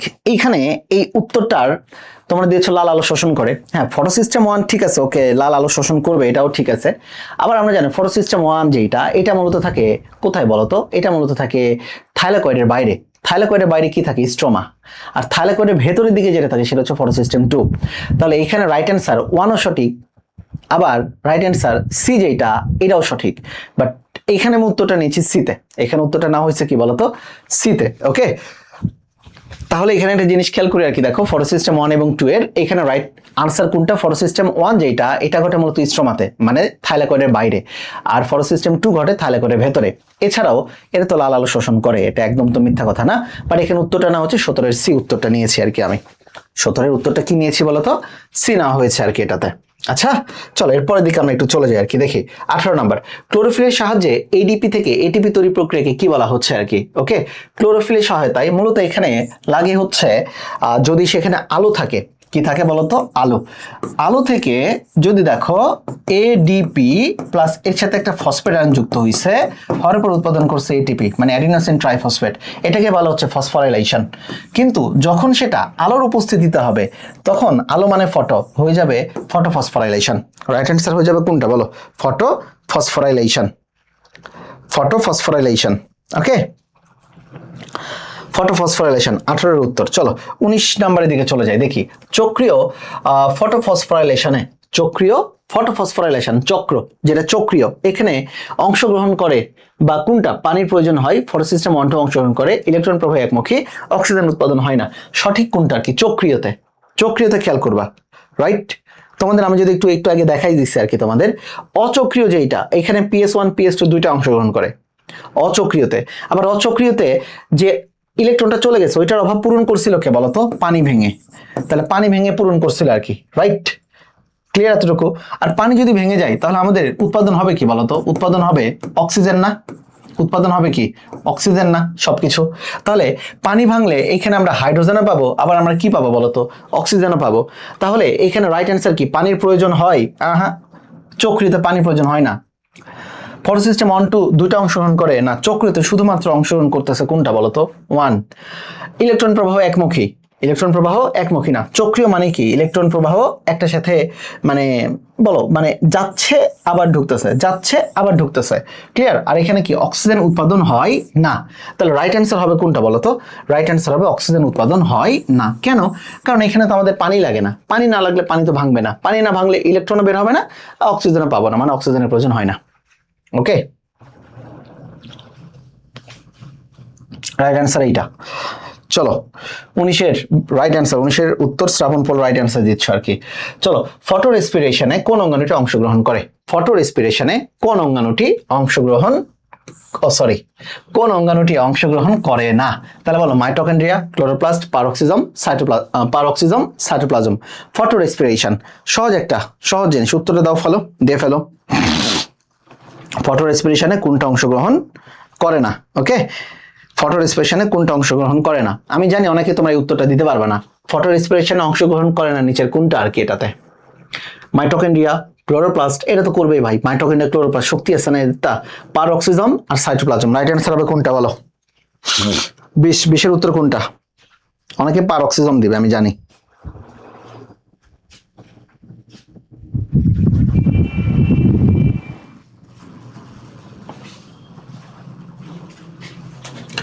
ফটো রেসপিরেশনে কোন অঙ্গাণুটি অংশগ্রহণ করে না? অনেকে পারঅক্সিজম দিবা, এটা আমার জানা আছে। রাইট অ্যান্সার দিবা সাইটোপ্লাজম। ওকে, খেয়াল করো এখানে একটু মাথায় রাখো আর কি, এটা একটু মুখস্থ রাখা ট্রাই করো আর কি। ওকে, সেটা হচ্ছে কোনটা, সাইটোপ্লাজম দিবা। চলো এরপরের দিকে আমরা একটু চলে যাই আর কি। দেখো হ্যাচ এবং স্ল্যাক চক্রের প্রথম স্থায়ী যৌগ কোনটা? হ্যাচ এবং স্ল্যাক চক্র, হ্যাচ এবং স্ল্যাক মানে কি? C4। C4 এর প্রথম স্থায়ী যৌগ কোনটা? অক্সালো অ্যাসিটিক অ্যাসিড। কোন অ্যাসিড বলো? অক্সালো অ্যাসিটিক অ্যাসিড। C4 পড়ানো শেষ, তাই না? C4 পড়ানো শেষ তোমাদের। চলো এখানে লেখা রয়েছে আর কি C3 এবং C4 এর মধ্যে পার্থক্য। ওকে চলো চলে আসে আর কি। কেলভিন চক্রের জন্য উপযুক্ত তাপমাত্রা কোনটা? কেলভিন চক্র, কোন চক্র? কেলভিন চক্রের জন্য উপযুক্ত তাপমাত্রা কোনটা? কেলভিন চক্র বলতে আমরা জানি C3 চক্র, রাইট। আর একটা ছিল C4 চক্র। C4 চক্রের জন্য আমাদের টেম্পারেচার বেশি দরকার ছিল, কত? 30 থেকে 45 ডিগ্রি হইলেও কিন্তু C4 চলে, রাইট।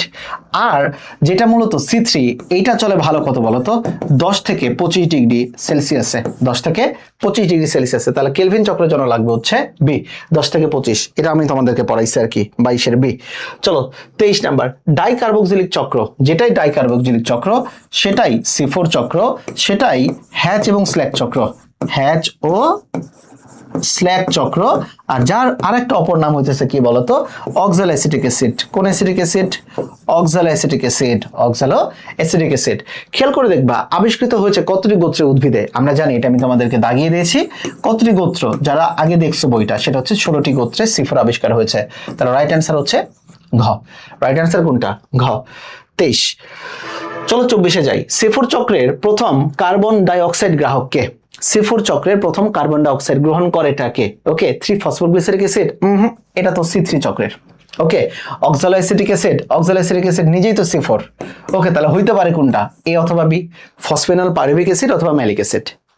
ফসফেনল পাইরুভিক অ্যাসিড অথবা ম্যালিক অ্যাসিড। মনে রাখো C4 এ বস লাগে, বসটা হইতেছে বড়, ফসফেনল পাইরুভিক অ্যাসিড, ফসফেনল পাইরুভিক অ্যাসিড। তাহলে 24-এর উত্তর হচ্ছে, 24-এর উত্তর হচ্ছে কোনটা? এ। চলো 25-এর দিকে যাই। নিচের কোনটি C4 উদ্ভিদ? C4 উদ্ভিদ বলতেই আমি তোমাদের মুখস্থ করেছিলাম ঘাস জাতীয় উদ্ভিদ আর কি। ওকে, কোনটা হবে বলতো? ঘাস জাতীয় উদ্ভিদ। ক্লিয়ার? তাহলে এর মধ্যে কি কি? আম, জাম, কাঁঠাল, এগুলো তো ঘাস জাতীয় উদ্ভিদ না। তাহলে ঘাস জাতীয় উদ্ভিদের মধ্যে কি ছিল? কি কি বলতো? একটা ছিল বার্লি, ইক্ষু, দুইটাই তো ঘাস জাতীয় উদ্ভিদ না? বার্লি, ইক্ষু দুইটাই কি? ঘাস জাতীয় উদ্ভিদ। কিন্তু ধান, গম, বার্লি, আবারও বললাম, আমার সাথে বলো, ধান, গম আর বার্লি, এই তিনটা ঘাস জাতীয় হইলেও এরা মূলত C3 উদ্ভিদ। আবার বলো, ধান, গম, বার্লি ঘাস জাতীয় হইলে এটা C3 উদ্ভিদ। আদারওয়াইজ অন্যান্য সকল ঘাস জাতীয় উদ্ভিদ C4। তাহলে বলো, বার্লি তো C3 তে চলে গেল, তাহলে পরে থাকে কে? ইক্ষু। তাহলে রাইট অ্যান্সার হচ্ছে ইক্ষু। বলো রাইট অ্যান্সার কোনটা? ইক্ষু। তাহলে 25-এর উত্তর হচ্ছে বি। 25-এর উত্তর কোনটা? বি। চলো 26, সালোক সংশ্লেষণে উৎপন্ন অক্সিজেনের উৎস কোনটা? সালোক সংশ্লেষণে উৎপন্ন অক্সিজেনের উৎস একটাই, সেটা হচ্ছে পানি। ওকে, এটা হচ্ছে পানি। কোনটা বলো? পানি। উত্তর কোনটা হবে? পানি। 87 দিকে চলে আসি। উদ্ভিদের বিভিন্নতার উপর নির্ভর করে সালোক সংশ্লেষণের জন্য সুবিধাজনক তাপমাত্রা কত? খেয়াল করো, C3 উদ্ভিদের জন্য ভালো টেম্পারেচার হচ্ছে 20 থেকে 25 ডিগ্রি সেলসিয়াস। C4 এর জন্য সুবিধাজনক টেম্পারেচার হচ্ছে 30 থেকে 45 ডিগ্রি সেলসিয়াস। আর যদি কখনো বলে শুধু সালোক সংশ্লেষণ, কোনো C3 C4 যদি না বলে, তাহলে এদের অপটিমাম টেম্পারেচার হইতেছে সবচেয়ে ভালো 22 থেকে 35 ডিগ্রি সেলসিয়াস। আল্লাহ তাআলা চাইলে এখান থেকে তোমাদের প্রশ্ন কমন চলে আসতে পারে আর কি। তাহলে দেখো 22 থেকে 15 C3। তারপরে এটা তো হচ্ছে না, এটাও হচ্ছে না, রাইট অ্যান্সার হবে এইটা, 22 থেকে 35 ডিগ্রি, 22 থেকে 35 ডিগ্রি। 27-এর উত্তর বি। Very good. 28, সবাত শ্বসনে উৎপাদন এটিপির সংখ্যা কত? সবাত শ্বসনে আমরা জানি সবাত শ্বসনে 36 অণু এটিপি উৎপাদন হয়। কত অণু এটিপি? 36। 38 দিও না আর কি, বুঝছো? 9, 10-এ 38 ছিল, এটা হবে 36 অণু। শ্বসনের দিকে চলে গেছে আর কি। 29, গ্লুকোজের সবাত শ্বসনে পানির প্রয়োজন হয় কত? গ্লুকোজের সবাত শ্বসনে পানির প্রয়োজন হয় কত অণু আর কি? গ্লুকোজের সবাত শ্বসনে পানির, তাই তো নাকি? সবাত শ্বসনে পানির প্রয়োজন হয় কত অণুর ক্ষেত্রে আর কি? এটা একটু হালকা একটা এটিপিক্যাল একটু প্রশ্ন আর কি এটা তোমাদের, বাট আশা রাখি পেরে যাওয়া উচিত। না পারলেও কোনো প্রবলেম নাই, এটা আমরা আবার দেখে নেব আর কি।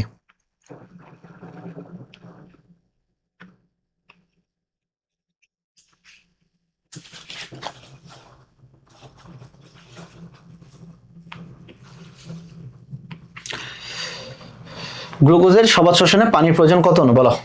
আরে ভাই গ্লুকোজ মানেই 6 মনে রাখো, ওই দেখো 6 অণু মাইরা দিও আর কি। ওকে, কত অণু বলো তো? 6 অণু আর কি। চলো এরপরে দেখে আমরা একটু চলে আসি আর কি, দেখি সবাত শোষণের পর্যায় 9 নিচের কোনটি? সবাত শোষণের পর্যায় 9 নিচের কোনটি? আমরা জানি 4টা পর্যায় থাকে। ওকে, অ্যাসিটাইল কোয়ে থাকে, ক্রেবস চক্র থাকে, অক্সিডেটিভ ফসফোরাইলেশন, চক্রীয় ফসফোরাইলেশন। এটা তো মানে অ্যাকচুয়ালি নাই তো, চক্রীয় ফসফোরাইলেশনের মধ্যে তো আসে না।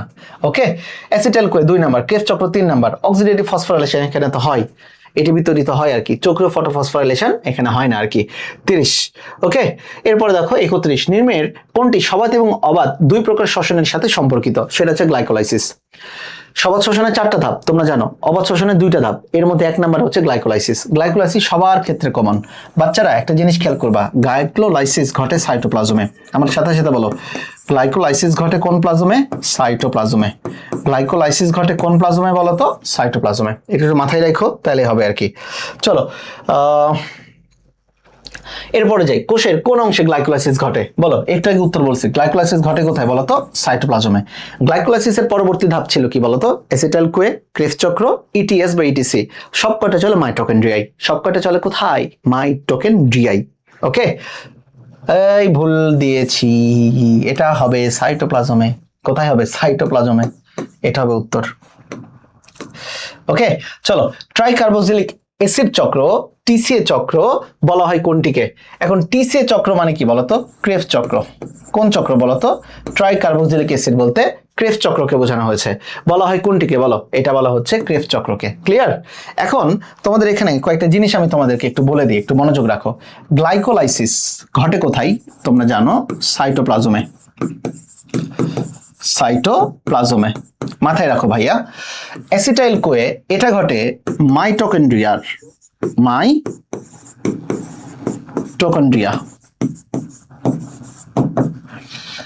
ক্রেবস চক্র ঘটে মাইটোকন্ড্রিয়া। ইটিএস এটাও ঘটে মাইটোকন্ড্রিয়া। কিন্তু এখানে একটা কথা রয়েছে আর কি, আমরা তোমাদের জাস্ট একটা মাইটোকন্ড্রিয়ার ইনার মেমব্রেন রয়েছে আর মাইটোকন্ড্রিয়ার ম্যাট্রিক্স রয়েছে। মাইটোকন্ড্রিয়ার ইনার মেমব্রেন রয়েছে আর মাইটোকন্ড্রিয়ার ম্যাট্রিক্স রয়েছে। খেয়াল করে দেখবা এই যে এই দুইটা ঘটে ইনার মেমব্রেনে, মানে ভেতরের লেয়ারে, ইনার মেমব্রেনে ঘটে।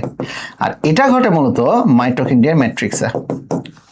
মাইটোকন্ড্রিয়ার কোথায় ঘটে বলতো? ম্যাট্রিক্সে ঘটে আর কি।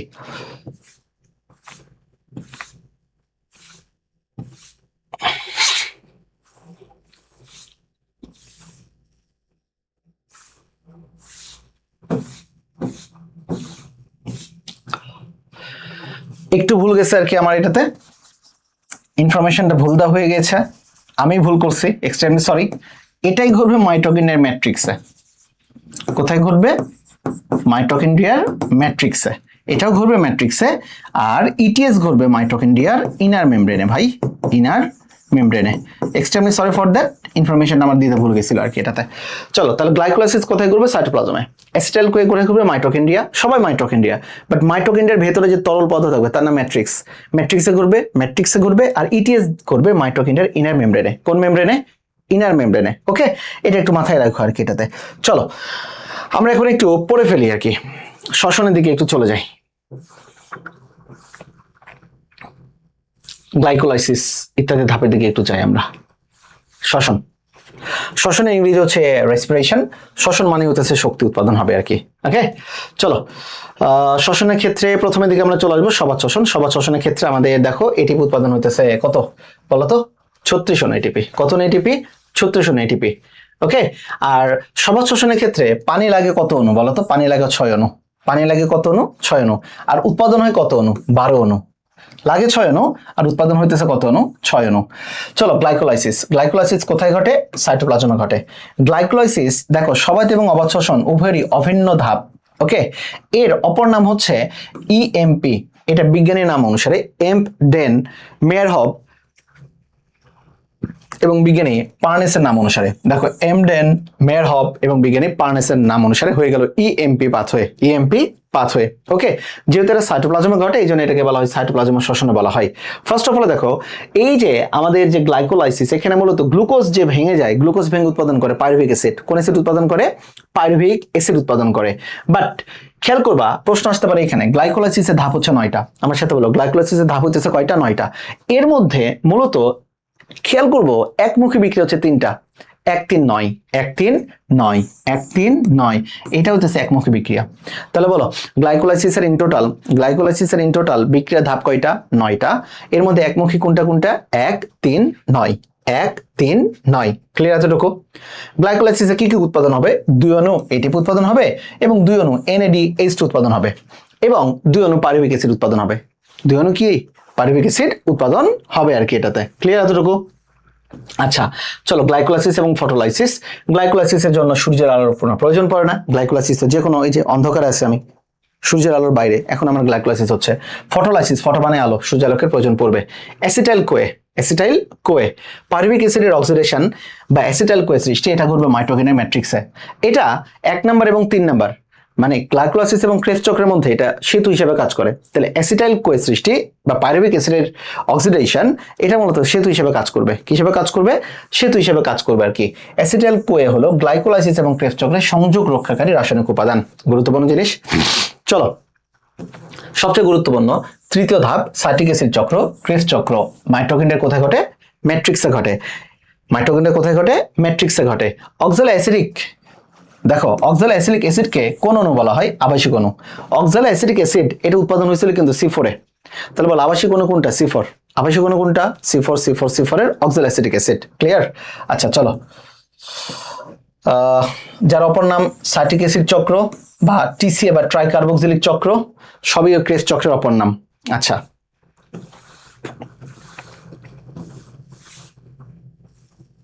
এখানে একটা খেয়াল করে দেখো, ক্রেবস চক্রের প্রধান যে এনজাইম তার নাম হচ্ছে আইসোসাইটেট ডিহাইড্রোজেনাস। স্ট্রাকচারে দিলাম। বলো ক্রেবস চক্রের প্রধান এনজাইমের নাম কি? আইসোসাইটেট ডিহাইড্রোজেনাস। সবচেয়ে শক্তি উৎপাদন বেশি হয় ক্রেবস চক্রেই, আইসোসাইটেট ডিহাইড্রোজেনাস। আমার সাথে সাথে বলো আইসোসাইটেট ডিহাইড্রোজেনাস। মাথায় রাখতে হবে, কিছু করার নাই। গ্লাইকোলাইসিস এবং ক্রেবস চক্রের মধ্যে পার্থক্য এটা আমরা জানি। শক্তির ক্ষেত্রে খেয়াল করো, গ্লাইকোলাইসিসে উৎপাদন হয় 2 অণু এটিপি এবং 2 অণু NADH2। ক্রেবস চক্রে ইন টোটাল 24 অণু এটিপি উৎপাদন হবে। এর মধ্যে খেয়াল করো, দেখো কত অণু এটিপি? 2 অণু এটিপি, 6 অণু NADH2 এবং 2 অণু FADH2। বলতো 1 অণু NADH2 ইকুয়াল যদি 3 অণু এটিপি হয়, তাহলে 3 × 6 কত অণু এটিপি? 18। 1 অণু FADH2 ইকুয়াল যদি 2 অণু এটিপি হয়, তাহলে 2 × 2 তাহলে কত অণু? 4। তাহলে 4 আর 6 কত হইলো? 18 আর 4 কত হইলো? 22। 22 আর 2 অণু এটিপি ইকুয়াল টু 2 অণু এটিপি, তাহলে 22 আর 2 কত হইলো? 24। তাহলে 36 অণুর মধ্যে ক্রেবস চক্রের উৎপাদন হলো 24 অণু। ক্রেবস চক্রের উৎপাদন হয়েছে কত অণু? 24 অণু। দেখছো এটাতে অক্সিডেটিভ ফসফোরাইলেশন এটা ঘটে কোথায়? মাইটোকন্ড্রিয়ার মেমব্রেনে। মাইটোকন্ড্রিয়ার কোথায়? মেমব্রেনে। ক্লিয়ার এতটুকু জিনিস? এদের অনেকগুলো কমপ্লেক্স থাকে। কমপ্লেক্সের মধ্যে সবচেয়ে যেটা গুরুত্বপূর্ণ সেটা হচ্ছে কমপ্লেক্স 2। কমপ্লেক্স 2 হচ্ছে একটা একক পেরিফেরাল প্রোটিন ভাই। আবার বলো কমপ্লেক্স 2 যদি কখনো বলা হয় একক পেরিফেরাল প্রোটিন কোনটা? কমপ্লেক্স 2। আবার বলো একক পেরিফেরাল প্রোটিন কোনটা? কমপ্লেক্স 2। আচ্ছা খেয়াল করো, ইটিসি তে কোনো এটিপি তৈরি হয় না। দেখো খেয়াল করো, ইটিসি তে কোনো এটিপি তৈরি হয় না। ক্লিয়ার? এটিপি তৈরি হয় কোন প্রক্রিয়ায়? দেখো এটিপি তৈরি হয় কেমিওসমোটিক প্রক্রিয়ায়। দেখো ইটিসি তে কোনো এটিপি তৈরি হয় না, এটিপি তৈরি হয় কেমিওসমোটিক বা অসমোসিস প্রক্রিয়ায়, যেটাই কিনা পিটার মিশেল এই কেমিওসমোটিকের কথাই মূলত বলেছেন, প্রোটন আয়ন কোট্রান্সপোর্টের। চলো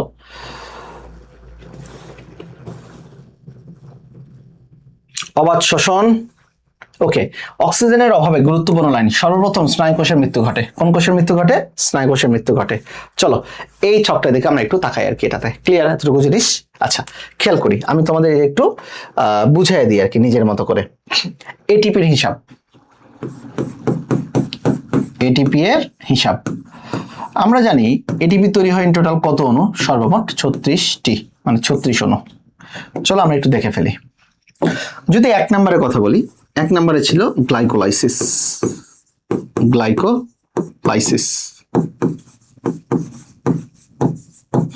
বাচ্চারা গ্লাইকোলাইসিসের কথা একটু চিন্তা করো তো। এখানে 2 অণু এটিপি উৎপাদন হয়, আর উৎপাদন হয়েছিল কি বলতো 2 অণু NADH2 মানে H++ যেটা বলি। 2 অণু এটিপি ইকুয়াল কত অণু এটিপি? 2 অণু এটিপি। আর 2 অণু NADH2 ইকুয়াল দেখো 2 × 3 মানে আমরা জানি 1 অণু NADH2 ইকুয়াল 3 অণু এটিপি, তাহলে কত হলো 6। তাহলে বলো তো এই 2 আর 6 মিলে ইন টোটাল কত অণু হইল? 8 অণু এটিপি। কত অণু এটিপি? 8 অণু এটিপি। কত অণু? 8 অণু। 2 নাম্বার ধাপ কি? Acetyl CoA.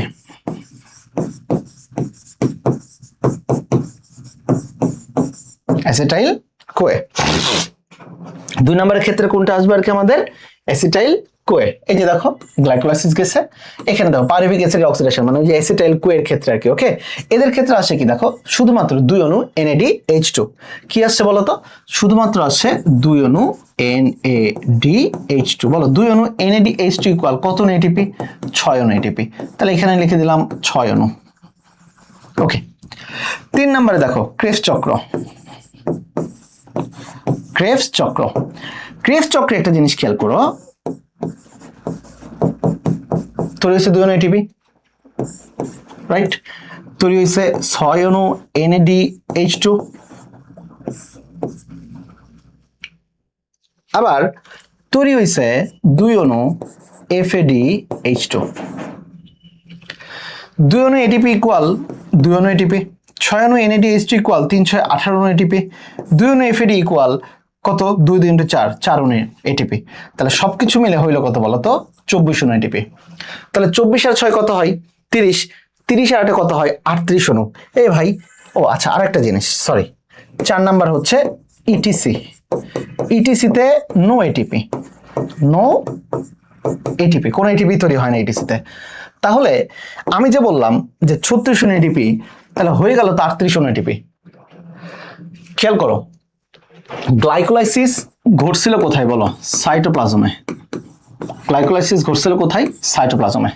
বাট সাইটোপ্লাজম থেকে শক্তিকে যাইতে হবে মাইটোকন্ড্রিয়ায়। যাইতে যাইতে এখান থেকে 2টা এটিপি খরচ হবে, তাহলে নিট এটিপি হয় 6 অণু এটিপি। কত অণু? 6 অণু। নিট এটিপি হয় কত অণু? 6 অণু। তাহলে হিসাবটা কি দাঁড়াইলো? তাহলে দেখো 24 আর 6 কত হয়? 30। 30 আর 6 কত হইতেছে? 36 অণু এটিপি, 36 অণু এটিপি। তাহলে দেখো গ্লাইকোলাইসিস উৎপাদন হয়েছিল 8 অণু, কিন্তু সাইটোপ্লাজম থেকে শক্তি মাইটোকন্ড্রিয়ায় যেতে যেতে খরচ হয়ে গেছে 2 অণু। তাহলে নিট এটিপি কত? 6 অণু। নিট এটিপি কত? 6 অণু। তাহলে এই গেল মূলত আমাদের 36 অণুর হিসাব। এর মধ্যে সবচেয়ে গুরুত্বপূর্ণ ক্রেবস চক্র। 2 অণু এটিপি, 6 অণু NADH2, 2 অণু FADH2। মাথা রাখতে হবে ভাই, এটা কিছু করার নাই। চলো খেয়াল করো, 1 মোল গ্লুকোজকে পোড়াইলে আমরা 686 কিলোক্যালোরি শক্তি পাই। একসাথে বলো কত কিলোক্যালোরি? 686 কিলোক্যালোরি। এখন প্রতিটি এটিপি হতে মাত্র 10 কিলোক্যালোরি শক্তি হিসাবে 36 অণু এটিপি থেকে পায় মূলত 360 কিলোক্যালোরি, যার অনেকের মতো তার কর্মক্ষমতা হইতেছে 54.4 বা তারও কম, মাত্র 40 পয়েন্টের মতো, মানে 40% মতো। অবাধ শ্বসন, অক্সিজেনের প্রয়োজন পড়ে না, 2 ভাগে ভাগ হয়, একটাকে বলা হয় গ্লাইকোলাইসিস। ওকে, আর আরেকটা হচ্ছে পাইরুভিক অ্যাসিডের অসম্পূর্ণ জারণ। আর পাইরুভিক অ্যাসিডের অসম্পূর্ণ জারণে মূলত তৈরি হয় ইথানল অথবা ল্যাকটিক অ্যাসিড। ইথানল অথবা কোনটা বলতো? Lactic acid. ক্লিয়ার? আচ্ছা খেয়াল করে দেখি, এই জায়গাতে একটু মাথায় রাখবা আর কি। দেখো এখনো 1 অণু গ্লুকোজ ভেঙে 2 অণু ইল অ্যালকোহল এবং 2 অণু কি উৎপাদন হয়? কার্বন ডাই অক্সাইড উৎপাদন হয়। আর এই কার্বন ডাই অক্সাইডটাই মূলত রুটি যে ফুলাই দেয় না, ওই রুটি ফুলাইতে কাজ করে আর কি এটাতে। খেয়াল করে দেখো, এছাড়া দেখো এই যে দেখো এখনো গ্লুকোজ থেকে উৎপাদন হয়েছে ইথানল অথবা উৎপাদন হয়েছে কার্বন ডাই অক্সাইড এবং দেখো 2 অণু এটিপি। 2 অণু এটিপি মানে হচ্ছে 20 কিলো ক্যালোরি। তাহলে বলো তো সবাদ শোষণে হইল 36 অণু এটিপি, আর অবাধ শোষণে হইল মাত্র কয় অণু এটিপি? 2 অণু এটিপি, তাই না? আচ্ছা, অথবা দেখো ল্যাকটিক অ্যাসিড সৃষ্টি। ল্যাকটিক অ্যাসিডের ক্ষেত্রে দেখো এইখানে তারা মূলত কোন অ্যাসিড তৈরি করতেছে? ল্যাকটিক অ্যাসিড তৈরি হইতেছে। অর্থাৎ এই যে দেখো 1 অণু গ্লুকোজ হতে 2 অণু ল্যাকটিক অ্যাসিড উৎপাদন হয় এবং 2 অণু এটিপি উৎপাদন হয়। তাহলে যদি ল্যাকটিক অ্যাসিড উৎপাদন করি সেটাও 2 অণু, আর যদি আমরা ইথাইল অ্যালকোহল উৎপাদন করি সেটাও 2 অণু। বাট ইথাইল অ্যালকোহলের সাথে এক্সট্রা হিসেবে উৎপাদন হবে 2 অণু কার্বন ডাই অক্সাইড। 2 অণু কি? Carbon die oxide. এটা একটু মাথায় রাখতে হবে ভাই। ফার্মেন্টেশন বা গাজন এখানে মূলত জাইমেজ এনজাইম কাজ করে। ওকে, প্রকৃতকের সাথে কোষে লাগবে না, খুব বেশি গুরুত্বপূর্ণ জিনিস।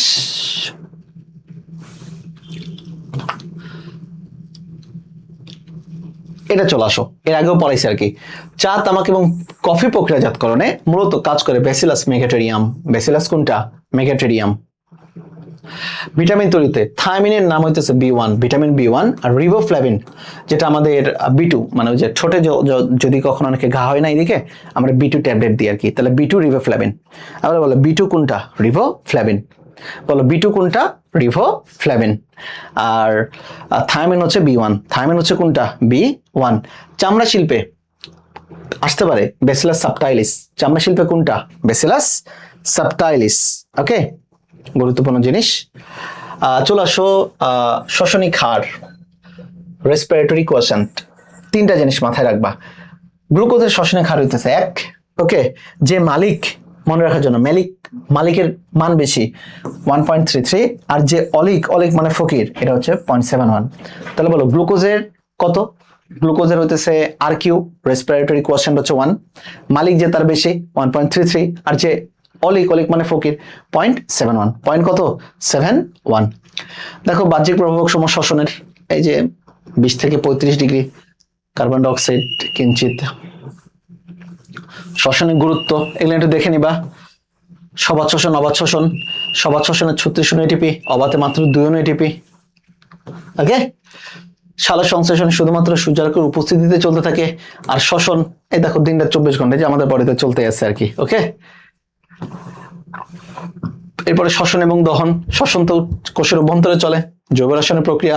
দহন হচ্ছে বায়ুতে, মানে যে কোনো জিনিস পুরানো, এবং এটা হচ্ছে একটা ভৌত রাসায়নিক মানে প্রক্রিয়া আর কি এটাতে। ওকে, আমাদের মোটামুটি বই পড়া শেষ, এইখানে মোটামুটি বই শেষ।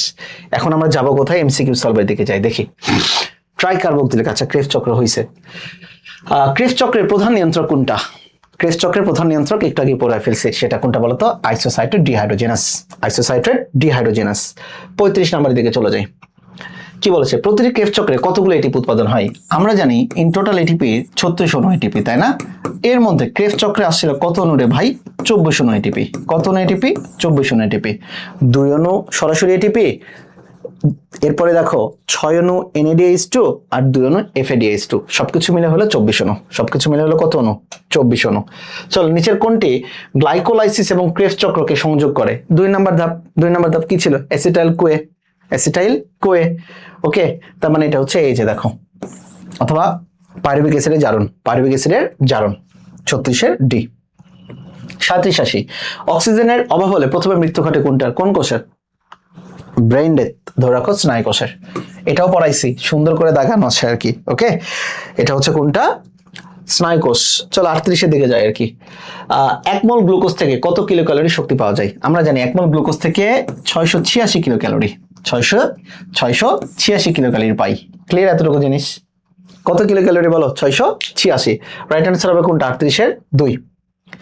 38/2। 39 অবাত শ্বসনে 1 অণু গ্লুকোজ ভেঙে কত অণু এটিপি তৈরি হয়? অবাত শ্বসনে তৈরি হয় মাত্র 2 অণু এটিপি। কত অণু এটিপি? 2 অণু এটিপি। রাইট অ্যান্সার হবে 2, মানে ডি। চলো 40 দিকে চলে যাই। অবাত শ্বসনে গ্লুকোজ ভেঙে কি উৎপাদন হয়? অবাত শ্বসনে গ্লুকোজ ভেঙে কি কি উৎপাদন হতে পারে? একটা হইতে পারে ethyl alcohol plus carbon die oxide, আর একটা হইতে পারে কোন অ্যাসিড বলো তো? Lactic acid. কোন অ্যাসিড? Lactic acid. দেখি ল্যাকটিক অ্যাসিড আছে? নাই। তাহলে কি রয়েছে? কার্বন ডাই অক্সাইড এবং ইথাইল অ্যালকোহল। রাইট অ্যান্সার এইটা। এবং এরা প্রত্যেকে কত অণু করে উৎপাদন হয়? 2 অণু। কত অণু? 2 অণু।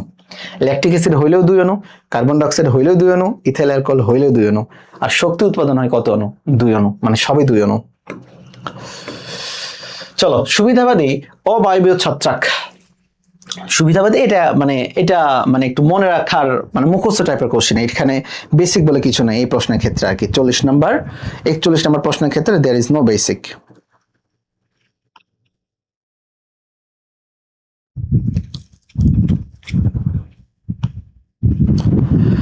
ওকে, সুবিধাবাদী অবায়বীয় ছত্রাক কোনটা? সুবিধাবাদী অবায়বীয় ছত্রাক কোনটা? এটা হবে মূলত ইস্ট। কোনটা? ইস্ট। ওকে, চলে আসি এরপর দিকে চলে যায়। জীববিজ্ঞানের যে শাখায় ফার্মেন্টেশন নিয়ে আলোচনা করা হয়েছে তাকে বলা হচ্ছে জাইমোলজি। তাকে বলা হচ্ছে কি? জাইমোলজি। জাইমোলজিতে জাইমেজ এনজাইম কাজ করে, মানে ওইটা আমরা পাই কই থেকে? জাইমেজ এনজাইম পাই মূলত ইস্ট থেকে। ইস্ট থেকে। চলো 43, স্টেট ফার্মেন্টেশন দ্বারা কোন ভিটামিন তৈরি করা হয়? বলো, ভিটামিন স্টেট ফার্মেন্টেশন থেকে কোন vitamin? Vitamin B12, B3, B5 নাকি B2? একটু আগে আমরা বললাম না B1 এবং B2, একটু আগে দেখো বলা হয়েছে আর কি, দেখো ভিটামিন B1 এবং B2। B1 ভিটামিন B1 মনে রাখবা, ভিটামিন B1, আর একটা কি বলছে B2। B1 হচ্ছে থায়ামিন, B1 কোনটা? থায়ামিন। আর B2 কোনটা? Riboflavin, riboflavin, riboflavin. তাহলে রাইট অ্যান্সার হবে B2, মানে রাইট অ্যান্সার এ, 43 এর উত্তর। চলো 43 এ।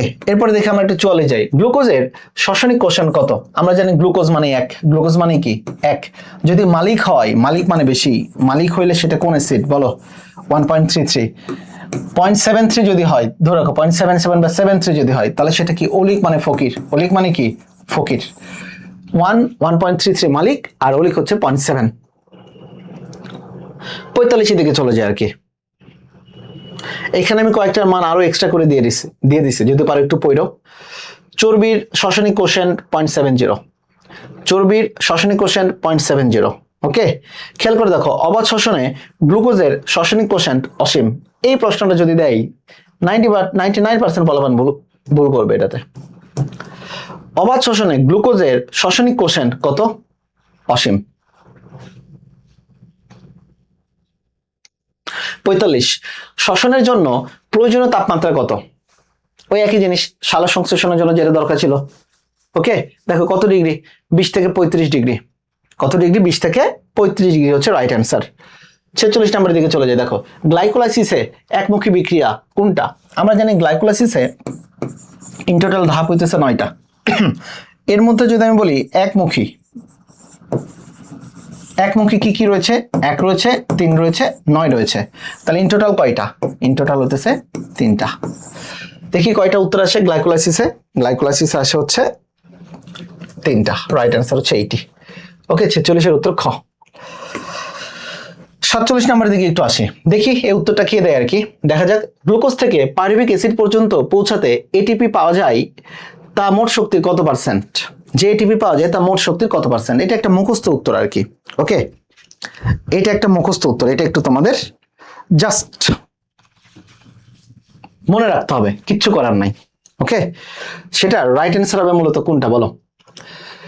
গ্লুকোজ থেকে পাইরুভিক অ্যাসিড পর্যন্ত পৌঁছাতে যে এটিপি পাওয়া যায় তা মোট শক্তির কত পার্সেন্ট? Right answer 17%। তাহলে বলো মোট শক্তির কত পার্সেন্ট? 17%। আবারও বলো কত পার্সেন্ট? 17%। তাহলে যেটা পাওয়া যায় সেটা হচ্ছে মোট শক্তি 17%। তোমাদের আজকে যেই এমসিকিউ গুলো সলভ করলাম আর কি, আমরা সবার শেষে লেখা রয়েছে কি, স্বপ্ন শুধু ঘুমের সময় নয়, জেগেও দেখা যায় যদি চোখে বিশ্বাস থাকে। তো ওই যে, যদি লক্ষ্য থাকে অটুট, বিশ্বাস হৃদয়ে, হবেই হবেই দেখা, দেখা হবে বিজয়। তোমাদের বিজয় ঘন্টা খুবই খুবই খুবই সন্নিকটে। শুধুমাত্র লেগে থাকো, সাহস রাখো। বিজয়ের পরের যে আনন্দ, সত্যি এটি তোমার সারা জীবনের জন্য একটা মাইল ফলক হয়ে থাকবে। যাতে দাঁত কামড়ে বসে থাকো এই কয়েকটা দিন, কারো দিকে দেখানো দরকার নেই আর কি।